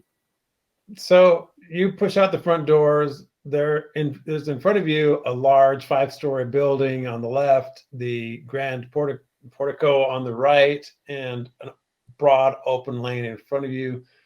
In the distance, maybe 80 yards, is another building. You don't see any foot traffic out. Oh shit, we're dealing with a sniper. Right, through a window, and then shit. There are 4 cafe tables and 4 times as many chairs. I kick over a cafe table and take cover behind it. You knock it over. It bounces a couple of times. You pull up behind it. The sheet metal feels like it might be thick, but you're not coming. Better than nothing. Better than nothing. At least you're obscured visually. Banny. I am holding my wound and asking Alexander, where are the light switches? We want to power off the whole place. He responds to you 2 octaves above his normal range. And you hear him push himself across the tiled floor. Oh wait, I say, just tell me where they are. I'll get them. As No, if he steps. I have the lights. It is, and you hear him swatting at metal switches, and you see the lights slowly going off in the entryway. All the lights eventually go out except for what looks like some emergency lighting. Okay. I'm holding the wound to see if I can get it to clot. 13. Nope. But I do not take damage. No bleed, but No clot. that's good enough. Yeah.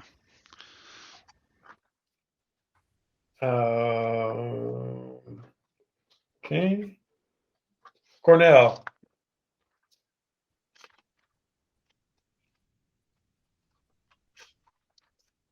Oh, he stepped away.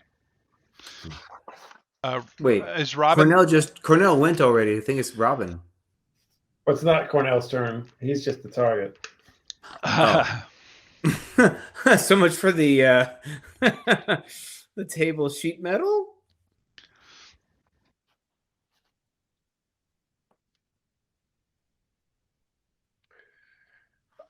Outside, the rest of you hear the report of a rifle firing.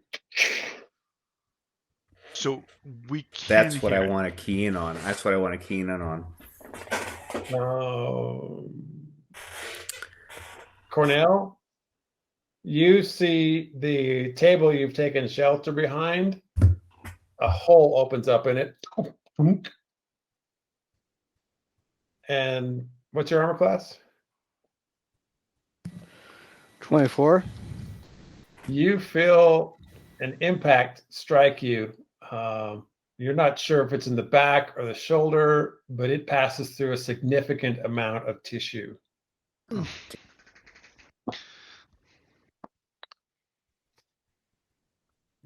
my shitty rolls. I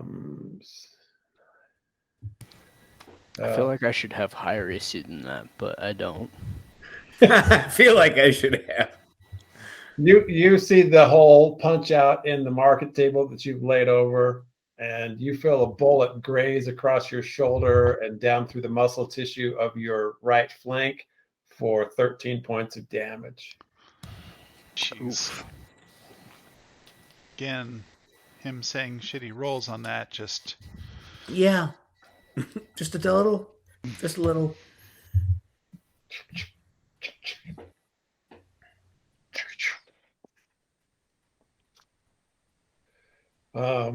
You watch as the cobblestones next to you, they're all laid out clearly by artisans who have worked really hard to build this beautiful kind of concentric rings that look like scales. You see one of them spark to life about 3 feet from where you are, and you hear a ricochet. And you hear the smash of glass behind you. That shot and that ricochet, I want to try to get a chance at perception to get a vector swing around to look out into the street.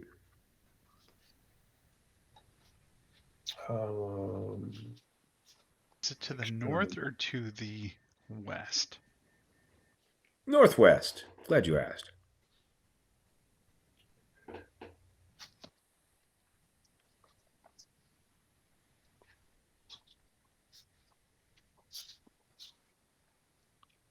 Okay, that happens. Robin, roll perception. Damn, baby. I'm going to waste these just on my perceptions. Give me a target. You look out beyond the windows, squinting against the reflection of the remaining emergency lights on the inside. You see an individual out in the streets, probably 40 feet distance. Hard to tell what he's carrying, but he's jogging like he's holding a two-handed weapon and aiming it towards the entrance. I'll count that as an action, and I'm going to hunt, prey, and fire on the target in a hunted shot manner for 2 shots. Okay. 15 and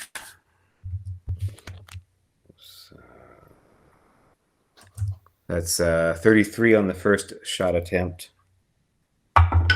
Not a crit, but a hit. And -5 is 12. And a 29 on the second shot attempt. 2 hits. Okay. Not a crit. Hunt prey, though, applies. Oh, shoot. And this is my first time to fire with the rune, so it's 2d8 weapon. For the first time! Ugh. Ugh. Okay, well, that's very exciting. Okay, let's see. I hope that the rest is better than that. That's the 2d8 for it. Now the hunt prey, the precision shot aspect. +4, and then I need to add on my just straight out. And then I get my just 1d8 for the second shot, but it'll be combined damage. Should be 2d8 for your second shot. Oh, thank you. You're right. It's got the rune. Well, that made up for those last sucky rolls. That's good. 28 damage. You fire through the glass on the front of the shop. You hear the glass crinkle into the interior chamber. Shadowy though it be out in the street, you see the figure reacting to the 2 impacts. That's all I've got. The front facade of the building crumbles in front of you. You watch the glass wall. There's 2 arched entries, and they all kind of drop at once, and you just watch as a waterfall of glass rains down into the lobby. Robin, you feel let's figure out how that works.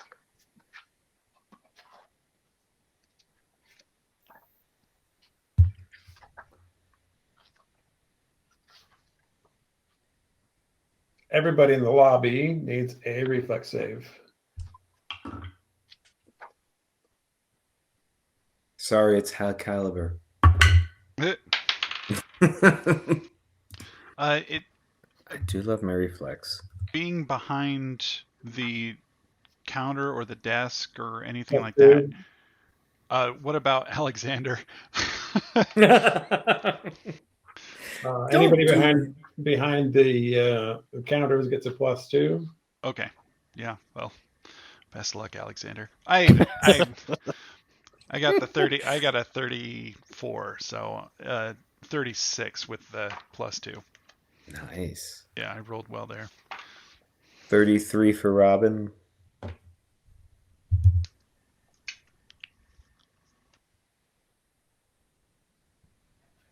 Okay.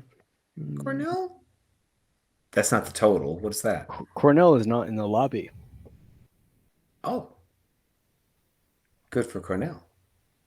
Oh, yeah. You're outside with the table in front of you. Mm-hmm. Yep.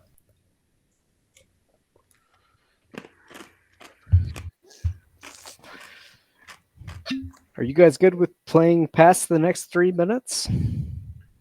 Are you kidding me?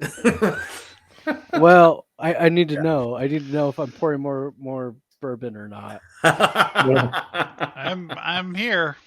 I still have drink. Yes, I think so. All right. I can't ever tell with you, Ken, because half the time you're drinking something clear, and I don't know if that's water or not. That's true. No, this is ginger ale and gin. Oh, okay, that's a good mix. I'll just do a light pour. Very, very. There you go. very Yeah, light just pour. just a finger.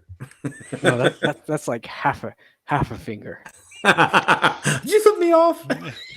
Unintentionally.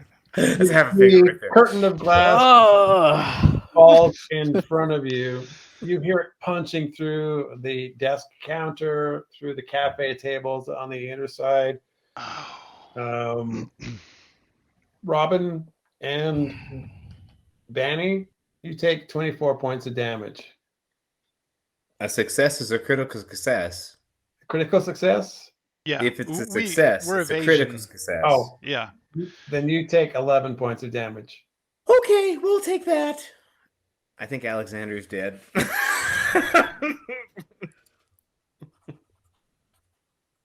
Yeah. That's a nasty ass machine gun out there. That sounds. Do I have view of that machine gun? You see this staccato of lights from the street level outside the front of the shop. And as it fires, you see it moving from left to right in front of you, like somebody's firing and running. That's not the target that Firing Robyn and shot running? at then. Yeah, they're shooting on the move. If that's a that hold is on, that a hold on, tomahawk? hold on. While Hella holding on. bullets is 2 to 3 actions. Mm-hmm. So I guess they could move and fire a 2 action burst. Yep. Okay. Just clarifying. That's the most successful version of a spray I've ever seen. Somebody My gets head's to it, off. right? Is that the same target who was shot at by Robyn, or is that a different dude? It's got to be a different one. Only Keith knows for sure, but Robyn would, since she's looking at the horror. So is Cornell. To be fair, you guys no longer have a glass wall in front of you, so you should be able to see out into the night Clearer. okay-ish. That yeah. Kiev? Yeah, Kiev? Keith? Mhm. Wow. Wow. Yeah, I'll answer to that. Just making sure I know what reality is. So is that the guy who was shot at who now runs firing? Yes. No, Okay. it was the same guy. Well, there's a sniper and a machine Right. gunner from That's- what you guys can figure out. The machine gunner got shot. And That's then what fired the back. that's what the Natch revealed, was that the machine gunner was there.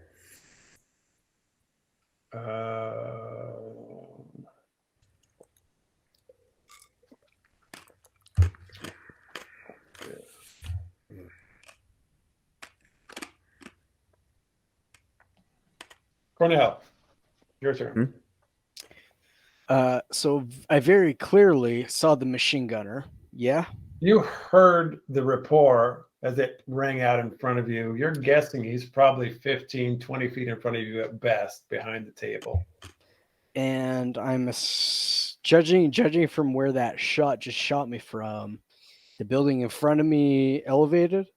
Yep. Maybe the next one if he's a good shot, but you're hoping it's the closer one. Do I think if I move? You don't feel There- safe behind this table. Yeah, clearly. Do I feel like if I get closer to the how far is the next building away from me? It would take your full action to get to another building. One full action, that's all? Three actions. It's For round. it's 90 feet away then. Let me double check. That seems far. Big street. You could go to your left But to get across, well, yeah, you could get across the street in 2 actions. Directly north, or you could go west and get there in 1 action. I can go west and get to a building in 1 action. Yes. How far away will that put the machine gunner? Call it 40 feet at best. You see that there's a concrete and gravel garbage can over to your left that you could use for cover, which I'm would be gonna way better than the table you're behind right now. get to the concrete. Well,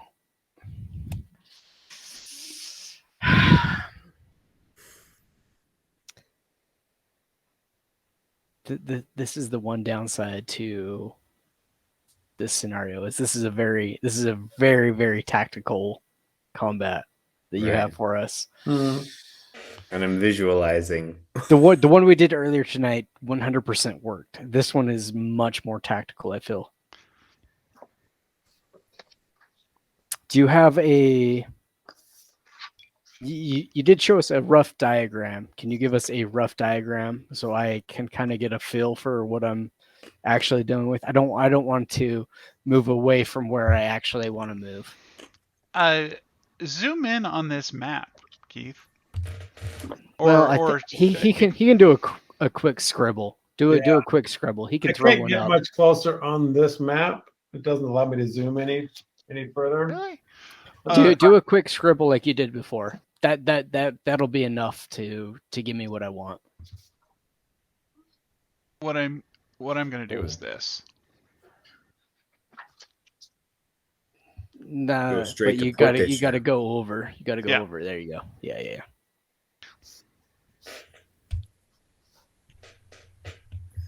When staying at the Ibis Hotel, stay away from those snipers. So the sniper is coming from up in this area. Oh, here, let me. Are you drawing? Not yet. He's drawing on the stream, or are you drawing on the? Sorry, Is it up here? I don't see anything. Oh. Oh, this. It might appear on the stream. I don't know. The Ibis Hotel is way south of there, Eric. So Okay. Okay. Yep. I So- see what you're. Cornell's here. Yep. There is a garbage can in front of this building. Okay. Let me just put it on here.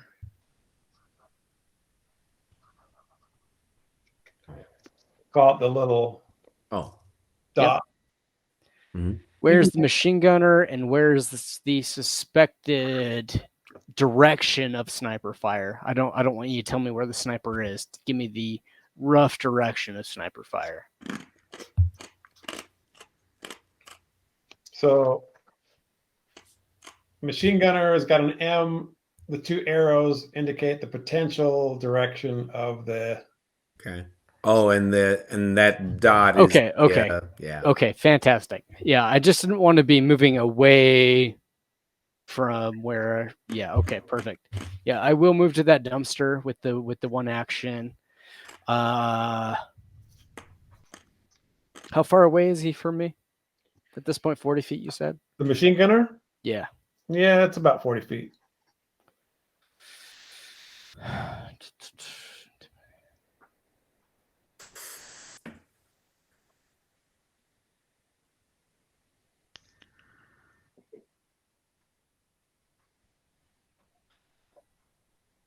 I'm going to intimidate the machine gunner.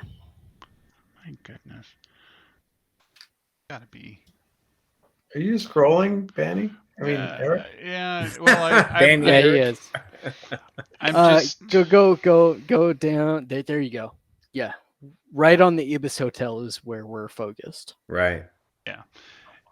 29 intimidate on the machine gunner.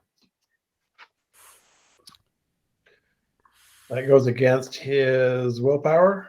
That goes Willpower TC. against. I'm pretty sure it's his will. Yeah, will DC. plus 10, right? What happens if you are successful? He is frightened 1.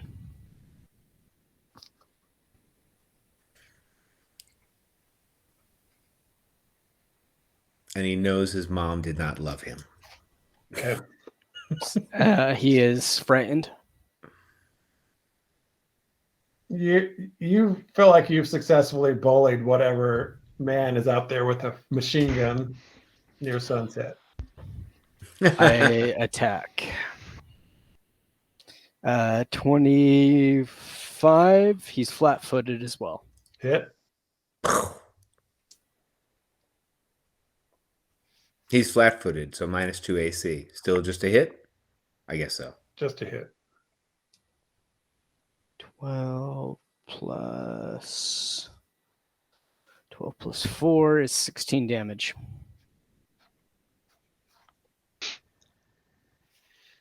You reach out. You see him bend in the appropriate manner for somebody who's taken a bullet. I fire again. Okay. And I drop a natch. Oh, yeah! Babooyah! Well, wait. Did you if you frightened him before, didn't you get sneak attack damage? Is he flat-footed? That was sneak attack Oh, damage that was before. okay. Got it. 6, 10, This is going to be ugly, ladies and gentlemen. Please turn your eyes away. 18, 22,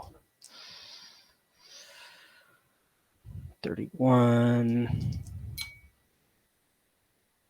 31 plus 5 is 36 damage. Plus Plus, I'm feeling... bleed 4. Bleed 4? Healing Yep. out from behind the concrete garbage can. Send 2 shots off into the Sunset streets. You see the first one stand him up, the second one lay him flat. That's my turn. Banny. I look to see if Alexander is dead. Alexander.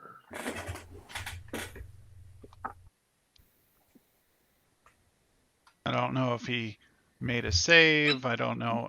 You hear whimpering from behind the check-in counter.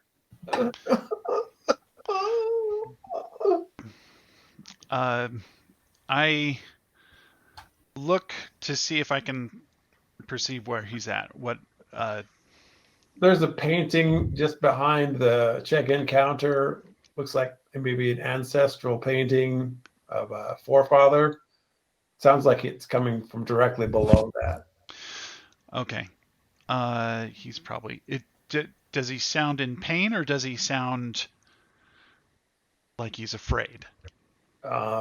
You recognize the vocal Oh. tenor of somebody who's been shot. Okay. I'll damn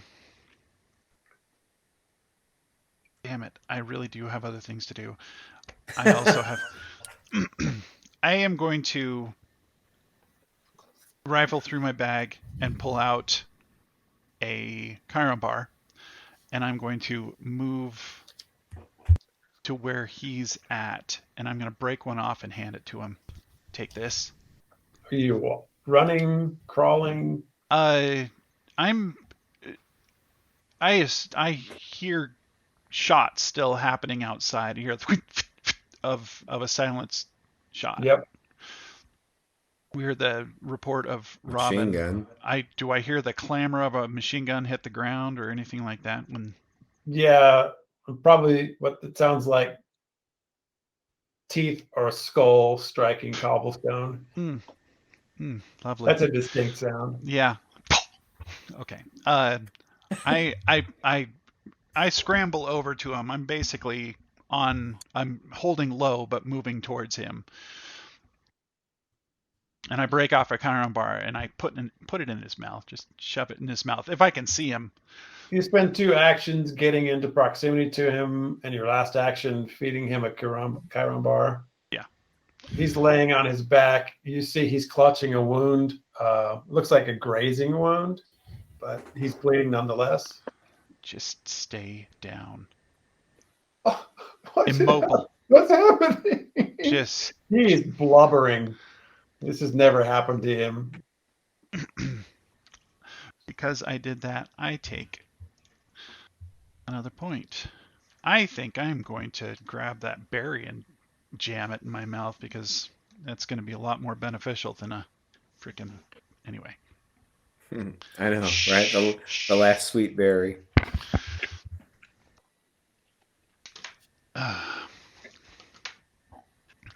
Yeah, I'm gonna shush him and just kind of sit down next to him, and I'm, yeah. You slide across the entrance, roll over the counter, drop in beside him, feed him the Chiron bar. You're kind of bracing against some distant threat you can't see because your focus is on helping the clerk here at the counter. You hear the fiberboard or pressed wood open up before you. You feel the collateral landing of little pieces of wood and filament. And what's your armor class? Mine's 26.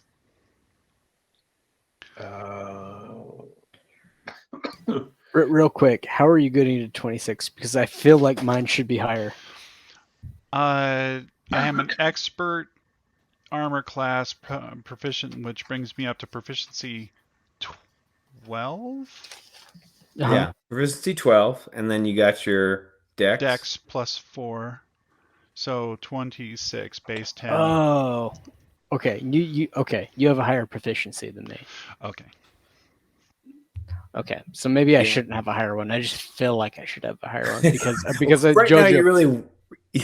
Jojo has a significantly higher class than Cornell, and I cannot figure out why. Maybe I missed something on Cornell, or maybe that's just what it is. Well, he is monk, and Cornell is. He is a monk, but it just seems weird to have that. Are you protecting the clerk? I am. So here's the thing. When I think of this environment, and this is probably ultimately what my problem is, I think of here's the point, top of the hotel. There's a doorway on the side here. That's the arch doorway. Mm-hmm. Inside to the right is the desk. Yep. To the left, but yeah. Okay, and I was next to him behind the desk when stuff started to happen because I pulled him down the first time. So me and him were behind the desk, and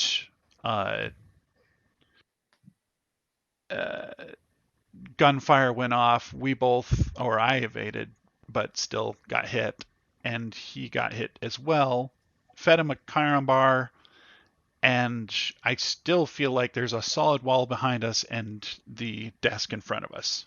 Correct. Okay. So as long as I got all that.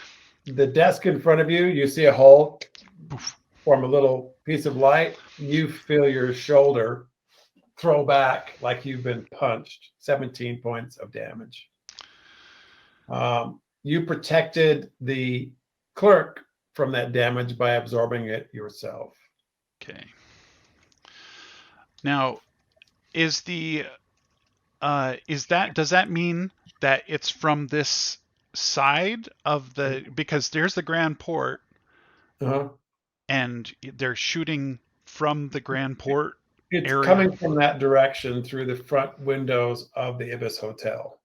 It could be the building straight in front of you or one just beyond. It's less likely, based on the trajectory, that it's coming from the ramparts of the Grand Port. Okay. I am really close to death. As you clutch at the clerk in front of you, you see his hat fly off his head as a wound appears across the top of him, and you see blood gushing from his head. his hand comes up to staunch the flow as he's trying to stop it. And he just stares at you. He's not dead, but he's close. The second shot rung out and hit him instead of you. Oh boy. Robyn, Still utter silence, or is there a sign? you heard the Through glass. the glass is gone. There's Mhm. no facade left on the front of the Ibis Hotel. Okay. So can I get a chance to determine which building, the close one or the further one? Perception? Might not matter. She's probably going to run for the close one anyway, because that's going to be far enough of a run. 20. 20 is enough for you to see there's a man out middle of the street with what looks like some kind of a reciprocating machine gun. Another machine gun dude? Well, he was the one who fired the first time and eviscerated the glass across the front of this thing. He's repositioning himself, and you see him slide into position, getting prepared to fire again. Wait, this isn't the guy that Cornell just killed? That's what I'm trying to figure out. I thought that's who Cornell died. Cornell died somebody. Died them. Cornell died someone. So that means that we have 3 gunners.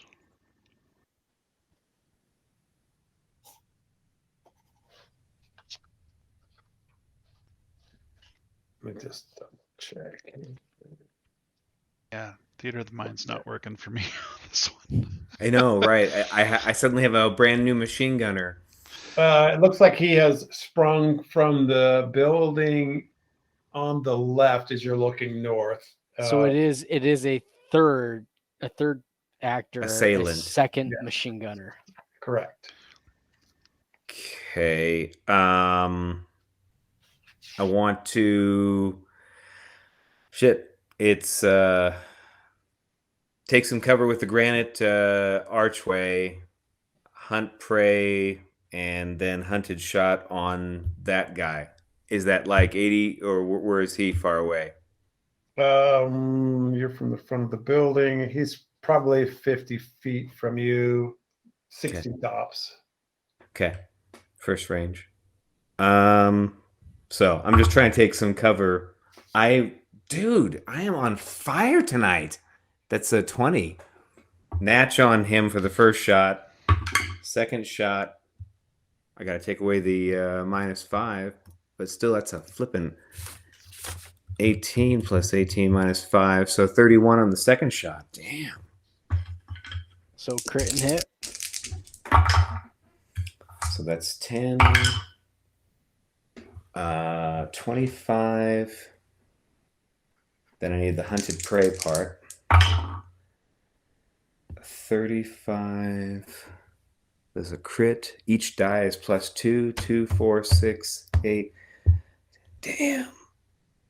40. Not each die is 2. Each attack is 2. Each die, you get +2 damage per die if hunt prey on a crit. So I was at 35 plus 2. So 4, 8, 2, 4, 6, 8, 10, 12. God bless America. 48 points of damage, sir. That was the first bullet, which was the critical hit. If the second one's a regular hit, I'll roll. Okay. And 12 more. No, that's 50 damage on that first hit. I did not count my specialization in there. Damn. God. You see him wandering out into the street with his machine gun held aloft. He looks like he stumbles and then lays flat across the cobblestones. You can see that there's illumination from down that alley that backlights him, shows him lifeless on the cobblestones. Second one's down. We're still getting shot up front. I can't see the sniper. I can't either. I need to get out from behind this stupid desk.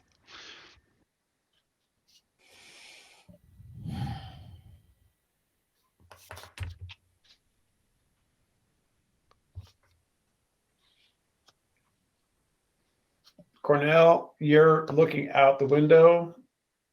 Perception? Rolled a 16, so it gives me a 30. You see a figure appear briefly just to the left of the grand port. Your mind tells you it's Blanka, and then it vanishes again, and you don't have line of sight where she went. Your turn.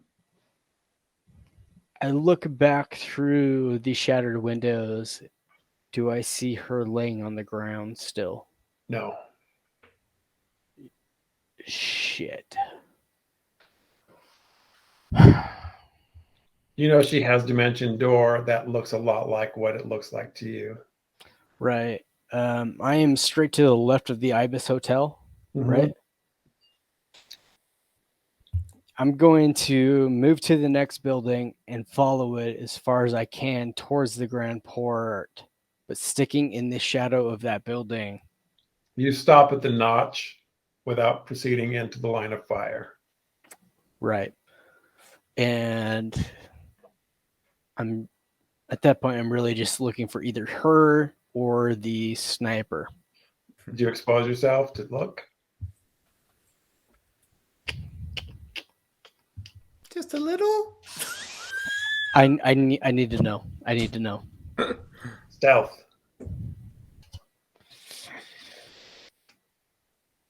Sorry, I'm clearing my rolling space. 13 plus 16, 29.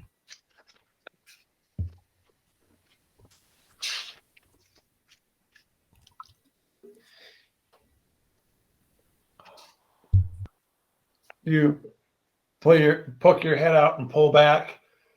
You see the building on the other side of the Grand Port.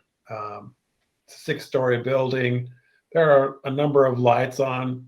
You recognize that your assailant is probably in a darkened room and not one of the illuminated rooms. Mm-hmm. You also see a figure on a balcony on the fourth floor, standing just adjacent to an illuminated room. You see it's Blanka's silhouette. God damn it. Okay. I'm out of actions, correct? Yep.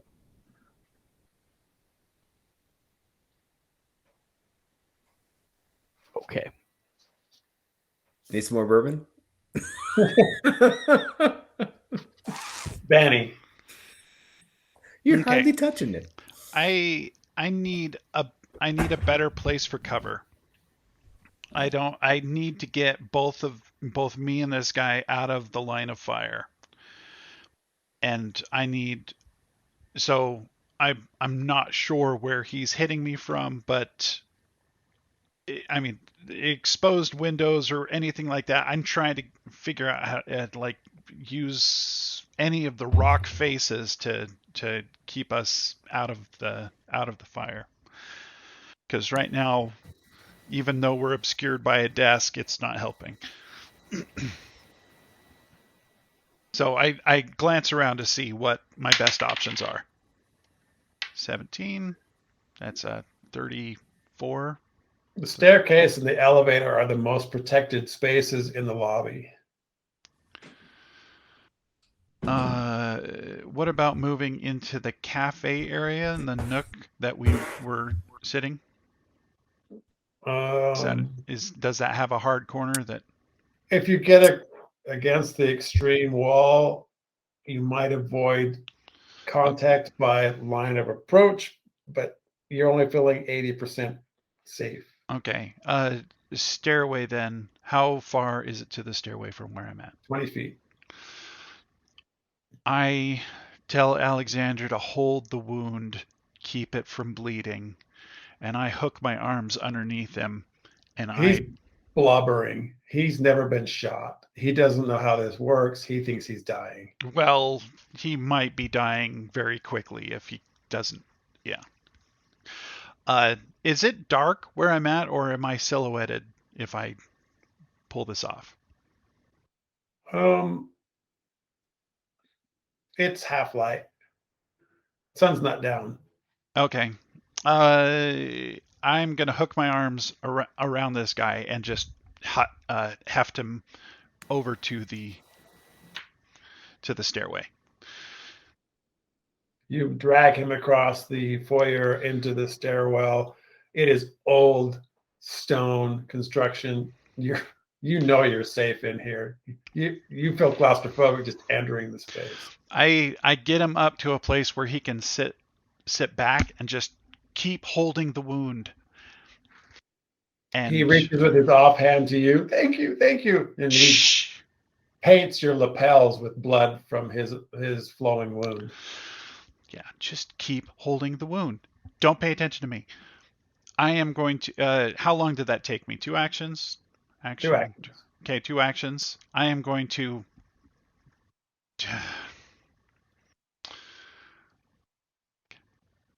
I am at 8 hit points. Oh, jeez. I'm going to pop the other Chiron bar. I've got it. Might as well. So I have 2 left after this. With a D4. That's it for me. That's a 3. Seals me up and puts me at, I say 8 or 9 or 8 or 7. Anyway, I believe I was 9, so 3 on top of that, 12, and sealed up. Prep for the next run. Robyn. He's down. I'm in cover. I just saw Cornell. Did he run west? North. North? Okay. I'm going to sprint after him, 35-foot move actions. You move north. You see him stopped at the corner of a building that looks a lot like the state of Utah. From the upper top, yeah. Can I make it basically beside him? You get up to him. The 2 of you are breathing hard. You can see your breath in the air. Do you have a spotting? 4th floor, right there. Maybe. I don't know. The sniper? I don't know. Blanka's up there, I think. Blanka? I'm not sure. I thought we left her passed out in the lobby. Like I said, I don't think that was real, or if it was, I don't know. There's something happening here. Can I get a peek, or is that last? You've got an action for a peek. Stealth perception, what would you like? You want to be sneaky or do you want to see? Of course I want to be sneaky. Then stealth. I don't want to get my head shot off. Well, 21. 21. You move your head out enough to kind of get a view. You're looking up towards the 4th floor. As he said, yeah. Cornell slams you back. Be careful. You're not nearly stealthy enough. Give me a reflex check, Cornell. Oh, Cornell. Go, okay. Reflex? Yep. Oh, sure. Now you behave. Oh, Oh, good.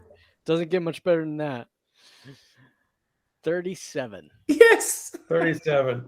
Robyn, you lean out, inching past the frame of the building. These beautiful protective stones evaporate as you put your head out there in line of sight, trying to get a view.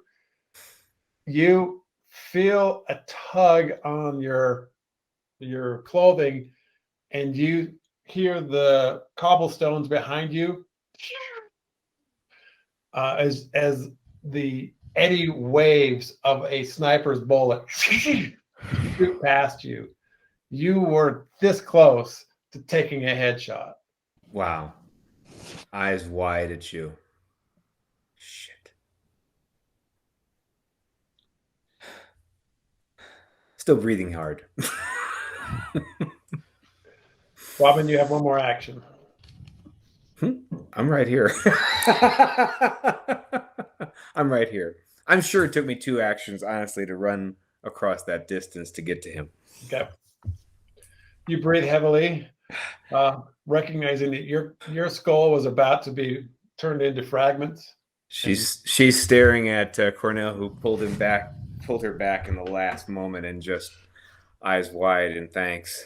The two of you look at each other for a moment and kind of understanding what almost just happened, and you see what looks like the flash of electric light 2 or 3 times. Feels like you're standing in a disco light as lightning arcs across the street. The two of you glance around that direction but can't see anything. Banny. I'm at 15 hit points. Yay!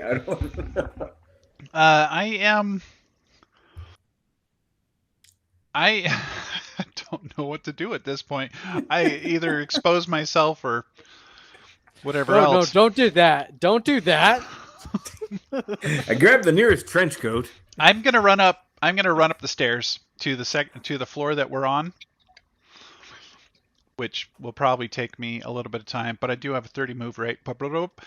I'm gonna try and get to our floor, eventually to our room, and just barge in to the room that Cornell and I are staying in and get the bighorn.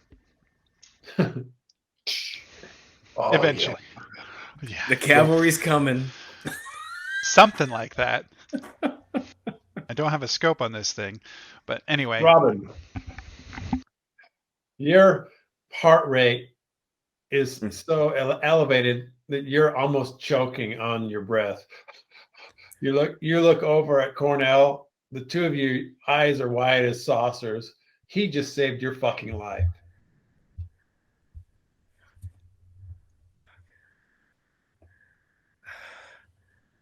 Your lead? Stick to my 6. We got this. We're gonna cross this plaza. On my go. She nods. Robyn, do you wait? Yeah. I'm pretty sure it's Actually, my turn you're first. before you keep skipping me, I think. You're right after Blanka. Yeah, well then I should have gone already. Then go. And I'll go behind you. I'm really bad at shuffling cards, apparently. How much have you had to drink, and has it involved anything? Enough. He's had enough. Oh yeah. Oh yeah. 4 roses is really good. Yes. It wasn't a full bottle, but It was half. It's a half. Well, I mean that respect. I'm half here. So I got you. I got Just you. run, Cornell. Right. Go ahead, Cornell. It was better for dramatic purposes. It was. Robyn, are you ready? Ready.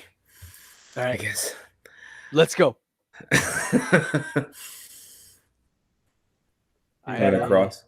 Cross the plaza. Are you sneaking, running? What's your ploy? I mean, they've just shot, so it's like it's a shot. They just shot. I feel like I'm trying to cross in the time that they're reloading. Right. Plus the lightning something. So it's more of a dash than a sneak. Okay. You just boogie. You charge across the street. You get to the base of the building with 2 movements. Grind to a halt. Look up. That's where you saw the crackle of lightning was 3 or 4 stories up. Yeah. I try to open the door next to me. It's open. I open it. And that's my turn. Okay. Blanka, you see... No, sorry, not Blanka. Robyn, you see another crackle of lightning. Like there's a storm on a summer's evening. That's all you pick up. Please stay alive. Okay, so he's opened the door. I took two actions also to cross, so I'm going to use another action to enter where he just opened, gun drawn, looking for like stairs or whatever to get up. You follow Cornell. Yeah, we were running together. I mean, like I know it's initiative, but we He were moves up first. right. You take a deep breath, follow out after him. You hear a shot. And then the lightning. Well, the lightning went before the shot. Damn. How many snipers are there? They still He's get a still turn. alive. They still get a turn.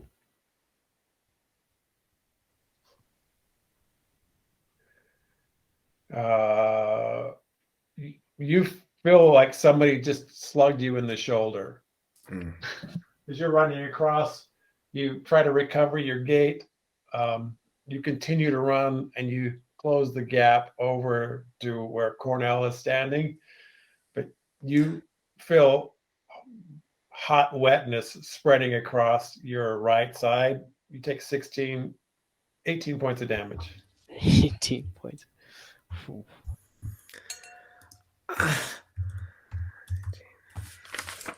Well, then I'm not bursting in through the door behind. I am instead drawing out. I guess all I can do is draw, right? So I like search into the person. What pull are out you a trying? pink berry. Yeah. Yeah. If you're trying to take a pink berry, then yeah, that's all you can do. I don't know if I get to take it. It's not like you can quick draw it. No, it's usually an action to find an item, and then on the next action you can consume. Right. So 2 actions I assumed was the run, and then she is basically pulling out the pink berry while going and takes a bleed, I guess. Not at this moment. I guess at the end of your next round. Okay. Banny. Does Robyn take any bleed damage from the I shot? just asked. Well, at the end of her round, she'll take it. I guess that's Which it. she just did, so she'll take 1 bleed there. I'm bleeding and panting next to you with blood coming out off my side. Not as lucky. He's there. Did you see what floor? I'm going to guess where the electricity's coming from.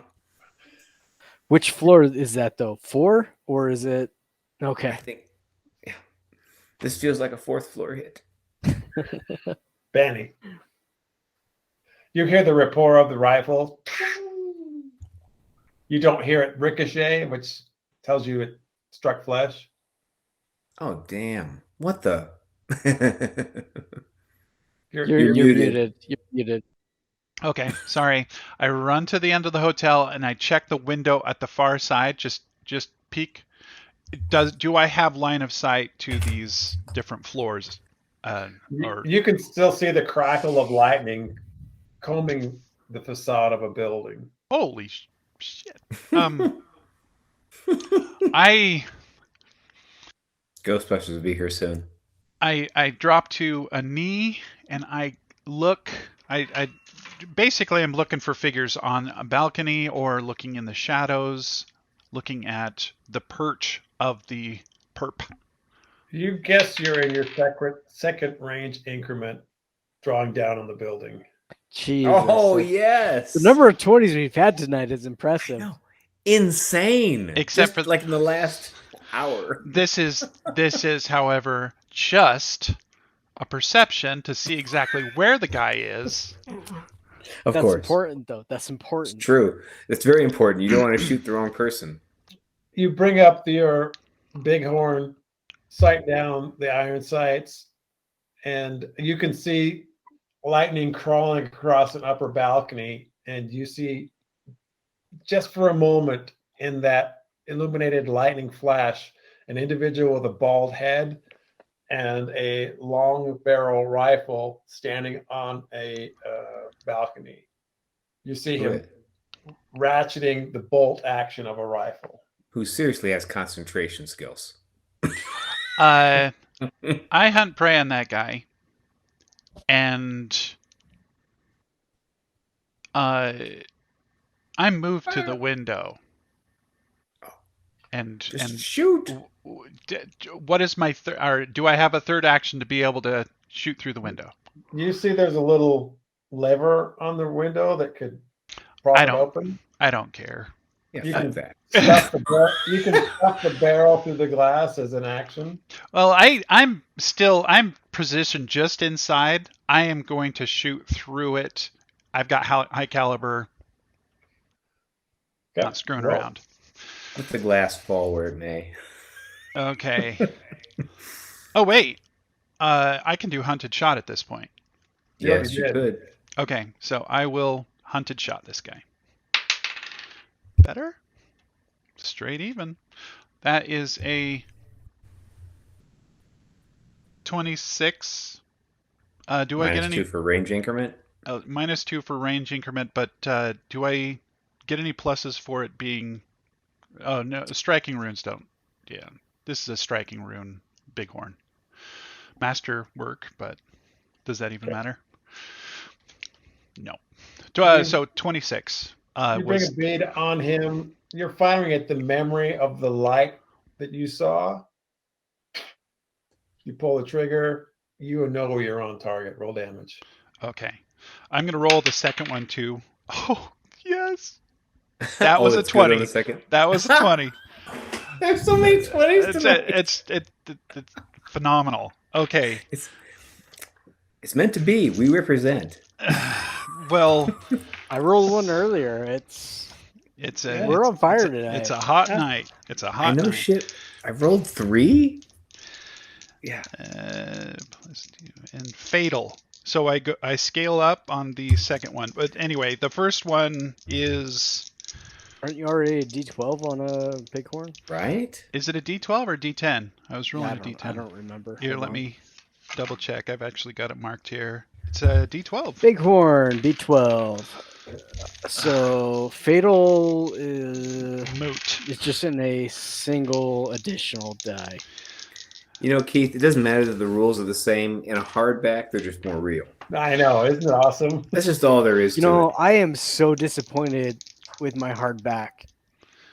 I actually sent it back because the entire corner was just smashed in. You need to complain to Amazon? You need to complain to them. I sent it back. Yeah. It was completely mangled on the one corner. Crap. Okay. It was mangled on one corner and the other corner was mediocre. Like I would have been fine with the mediocre corner. Right. I had one corner where they put it flat in a box and then just threw bubble things on top of it. Mm-hmm. And then it looks like somebody picked up that box and threw it at the ground for good measure. Good for you. Quick question. Yeah. Does a striking rune on the bighorn make another... is it a D8 or is it another D12? It's a D12. It's always a D12. Okay. Son of a bitch. It's always a horrible D12 roll. for a bighorn because a bighorn is a D12. Yeah, okay. It just doubles the damage die. Yes. Okay. So if you just crit, you should be rolling 2d12 plus a deadly d12 plus a fatal d12. So I'm rolling the first one right now, and it's horrible. 5, 6, 7, 8, 9. Mine started that way. Just keep rolling. 10, so you 11. should roll 6d12 if I'm not wrong. Okay. You're gonna get something. So the first one was a total of 11 points of damage. The second one. Wait. Pause. Did you add your proficiency? Yes. And It was a. really. I rolled a doubled 2 it? and a 3 and another 2. Yeah. Yeah. Okay. The best ones. But this one is going to be a little more dramatic. That was a lot better. 9, 17, 20, 3, 4, 5, 6, 7, 20. 7 plus There you go. 8. High caliber. Is it +2 per die, or what's the On the critical hit one, yeah. Per die. +2. 12 on top of that. So there you go. 39. Oh, 47. 47. Almost as good as Robin's. I feel like you're low on that, to be honest. Me too. Oh. But he had really low rolls on his D12s. It sounds like. I was rolling 1s on my D12. You rolled 7 d12s and got like 7. I got. Hold on. Okay. You rolled 6 or 7. I rolled 4. You are. This is a runed. Is this a runed? Big horn? Yes, the big horn has a rune on it. So that means 4 plus fatal plus deadly. Oh, son of a bitch! Fatal. Sorry, fatal. I missed it. So you should have 60-12. Oh, there you go. 11. There you go. 60-12 plus 2, 4, 6. That's 8, 10, 12. It's a. So you were 47 plus an 11 and a 10. Yeah, those last two basically made it. That's a 57. No, that's a 67. No. 12 plus. Mike still adding I think plus. I got all of the other objects. If you got 57, you're roughly average. Yeah. Yeah. The 10 and the 11 at the end kind of. 50. I think 59 is exactly average for. You're an average guy. I'm really a below average guy. You are this close to average. Okay. Well. What's half an inch, right? I mean, really. It's all about the critical hits. Okay. You fire at the memory of the shape outline that you saw in the crackle of lightning and thunder. You're pretty sure that found a home. Our grandmother is now dead. I'm now I'm scanning the windows just to see, but I just wait for the next shot. And that's my round. That's awesome. That's good. Awesome. Good Lord! Finally, Banny gets to hit something with the big horn, with the critical. With the big horn, with the critical. Cornell. Goddamn.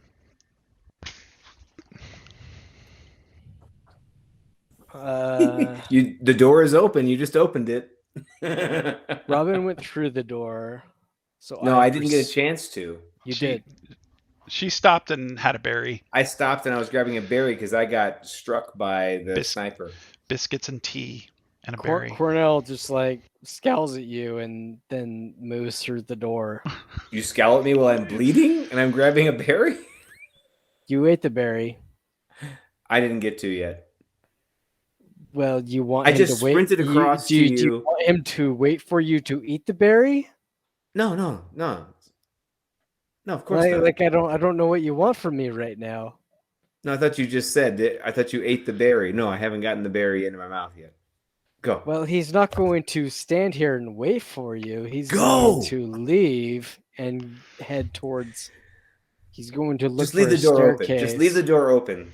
He's not going to close the door, but if the door closes on its own, he doesn't. It's all care. happening in the same 6 seconds. It's all good. Well, yes and no. Yes and no. Because if it has a door closer, it's going to close after he leaves. This stupidity brought to you by bourbon. You head upstairs? I'm going to head for some stairs, and I'm going to stop worrying about Robin's situation. You go up 2.5 flights before you run out of actions. Mm-hmm. There's electric light in the stairwells. It gives you enough illumination to make your way up. Robin, you quaff your berry and follow? Yes, exactly right. I'm faster than him, but I only have 2 actions left after I quaff the berry. Are you faster than me? I think you're 30, aren't you? How are you 35? How? Man, I How? spent so many feats just getting that. How? Fleet? 2 fleets? Can you do that? You can't do 2 fleets. I did do 2 fleets. Oh, As yeah. level 8, you're saying I couldn't choose fleet twice? It's a level like No, sir. 1. Yeah, No, I sir. think that's a one-time spell. I was wondering how you always had 35. Yeah, same. I No, thought sir, like other you- feats, you- it was no, able to sir, be you- selected more than once. Why would you be able No. to do multilingual Because multilingual specifically says you can take this feat more than once. Yeah. and fleet says you may choose this only one time in your whole life? No, fleet says you cannot do any of that. It says you can take this feat like any other feat, and it doesn't have this specific you can take Doesn't this say. more than once. So you are 30 and you need a new feat for level 8. All right. Well, that totally changes her again. All right, cool. No, Anyway, that's just how the game is, and you need to adjust for that accordingly. cool. I'll look it up. Actually, I'd be happy to be multilingual. Then take multilingual. That'd be grand. See, The two of you make your way up the inner stairwell. You get to about the You could never fourth have an floor Usain Bolt, basically. after sprinting up, and you see Blanka coming down. you can. You just have to either be a monk, or if you're a half elf, you can take the elf feat, which gives you an additional 5 feet. I can't be half elf. No. Okay. Yeah, nothing says I Go can't. ahead, Keith. All right, I can hear you. Go ahead, Keith. Blanca's walking down. The two of you see Blanka walking down the stairs. You see her holding a handful of, looks like shells. He is gone. How are you And she feeling, seems sober? Blanka? Does she seem sober? No. Blanka, are you okay? Yeah, she swoons in the hallway. You see her put a hand up against the side to kind of stabilize. I moved to half catcher. He's not going anywhere tonight. All right. Come here. I lift her arm over my shoulder. Come here. Let's go. She feels hot to the touch. She's clearly taken some scald damage. No Easy, easy down these stairs. I put my arm around her waist. Come on, let's get you back to the hotel. Let's get you some rest. She's like taking a drunken girl home from the club. She's barely cognizant. Robyn, will you check the sniper, make sure he's dead, and check and him see for if there's anything credentials? else there. See, yeah. Robyn, you make your way up to the 4th floor, find your way to a balcony. You see that there's a man there with a bolt-action rifle of Clovian manufacture. You see the number of spent shells out to the side, bald head, jacket. I do search him. You pull his ID. His name is Jeremy Fulbert. I'll take it. Anything he has on him, basically. Jeremy Fulbert. Doesn't sound very Clovian. Contractor. It's probably full bear. Fulbert. Fulbert. Oh, never mind. It's Clovian. The group of you get back together outside of the Ibis Hotel. No more shots in the night. This place is a mess. Oh, yeah. I go downstairs with the bighorn in my hand, and I go and check on the proprietor. He's holding the one gunshot wound he received. He had another one. He got hit twice on his head. It's like skinned him or something. Sorry, he got hit by glass. Then it was the shot. Yeah. It's not. I mean, it's in a vulnerable spot, but he's not going to die. That's a relief. Benny, you look him over and you're like, You could see he's just blubbering and trying not to succumb to whatever hysteria that's trying to overtake him. Yeah, Robyn is gonna take the 2 machine gun or anything that's on them too, running back through the street too.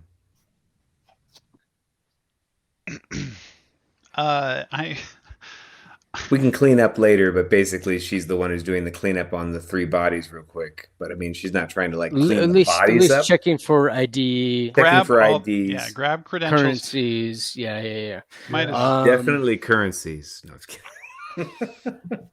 Getting back to the hotel, Cornell is going to look at the notes that he took from. the one that Bjorn gave him. No. The notes he got from Jacques Lemont about districts in which cops and detectives can be bribed. Mm-hmm. He's going to check his notes to see if there is a detective in this district that is likely to be bribable. Yeah, you flip through the book, you see a name associated with this district. You cross your fingers that maybe he's the man on watch tonight. No sirens have showed up. Well, he's going to then pick up a payphone and call for the constabulary. Yeah. And ask for that detective. I mean, to be patched through to that detective. Is everything else super quiet? They could have paid him off. Well, to turn the other way. He's double dipping and he's happy either way. True. I have enough bullet holes in me to be a sieve at this point. Are you looking to go to court, or I'm looking for fucking vengeance is what I'm looking for. I am gonna spend a little time on this man to make sure that he's buttoned up so that when I send him upstairs squealing to his wife that he'll at least not be, in too harried of a state. And then I'm going to start working on myself and checking everybody else. Wow. Oh, that's crazy. This was absolutely insane. Hello, detective? Detective? Are you there? You get a hold of the local constabulary. What is the situation? Is this Detective Jean-Luc? Uzo? You get him on the phone. There's a situation in front of the Ibis Hotel. I would like it to stay quiet, but there is some cleanup that is needed. I will be there presently. Who is this? A friend. I will meet you out in front of. I give him the address of the building in front of the Ibis Hotel. He's aware of where it is. He tells you he'll be there within 5 minutes. I will see you then. And I hang up. That's where we'll close it down. Cool. By the way, my bad. It was Pathfinder First Edition where fleet could be taken more than once, and so I didn't even think twice about it. I guess I'll do multilingual and drop my speed to 30 feet, but that changes storyline, but we won't think about it. Well, it doesn't change that much. It's fine. That's a... I hate it when reality gets shifted like that, right? Because you can't it's a Usain Bolt could only be a monk or a half elf. Like, what the fuck? Yeah. Okay, you can't be a real sprinter. Well, you can. You just have to train for it by being a monk. That's why I chose the feat to indicate the fact that she trained for it, so she was faster than. Right, but that's what a monk is. It's somebody that it trains for that physical. It's okay. It's okay. I can't find validation for class-based systems. It's okay. I like point-based systems better. It's all right. I'll make multilingual. It's good. Okay, whatever. I mean, you have to allow every class to have its identity. I'm not going to disagree with that. That's fine, but again, when you pigeonhole so that a ranger therefore can't be someone who runs super fast. You know what I mean? But you are faster than the standard person by taking fleet. Like everyone else, yes, except for a monk. Like anybody else who takes fleet. Yeah, exactly. Like everyone else takes this. But I mean, Robyn is still in the lower half of our overall number of people because we have, in the other group at least, we have 2 half elves. Right. No. Again, it's a dissatisfaction with a system style. It's not a dissatisfaction, say, with Pathfinder 2. Pathfinder 1, you could take fleet more than once. That's why I didn't think anything of it.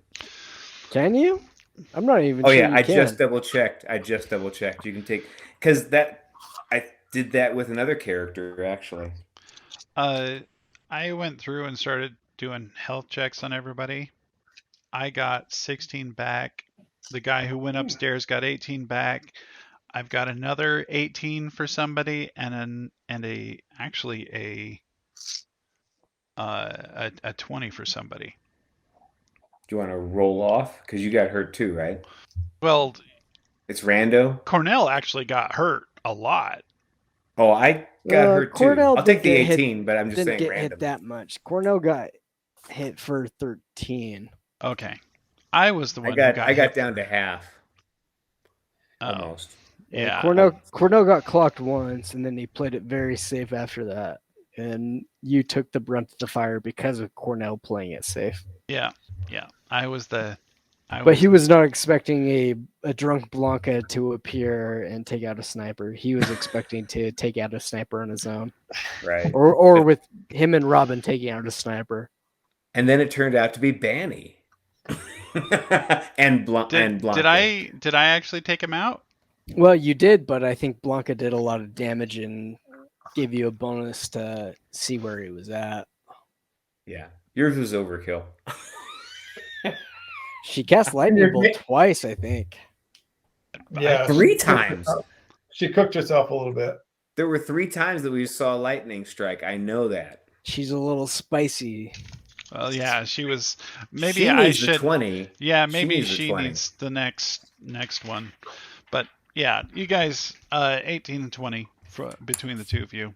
Well, Your game master overindulged tonight. He drank too much. Yeah, it happens. It's all good. Damn. I'm gonna work on. I'm trying to trade off the next Tuesday game so I can be here full time instead of the game and then play because I feel bad. I really wanted to play. Yeah, it's all good, Ken. It's all good. All right. 1 a.m. guys. Yeah, it's that time. Oh yeah. See, there's the extra 20 minutes that we were going to play, or extra 3 minutes that you said. Oh shoot! What you guys are quitting now? You don't want to keep going? Keep going. Let's Not keep everyone going. here could go to. The best part is Wednesday is my really significantly lighter day, but that doesn't mean I can be stupid. Right. I feel that. But no. Actually, let's just keep going until Keith just falls on the ground. Oh, there he went. Hey, Keith. It's the best kind of game is when the GM passes out. That means you win. That's you right. Win. We win. Woo! That is the only way the players absolutely win. If the game master falls unconscious. Oh, he's in a stupor. Okay.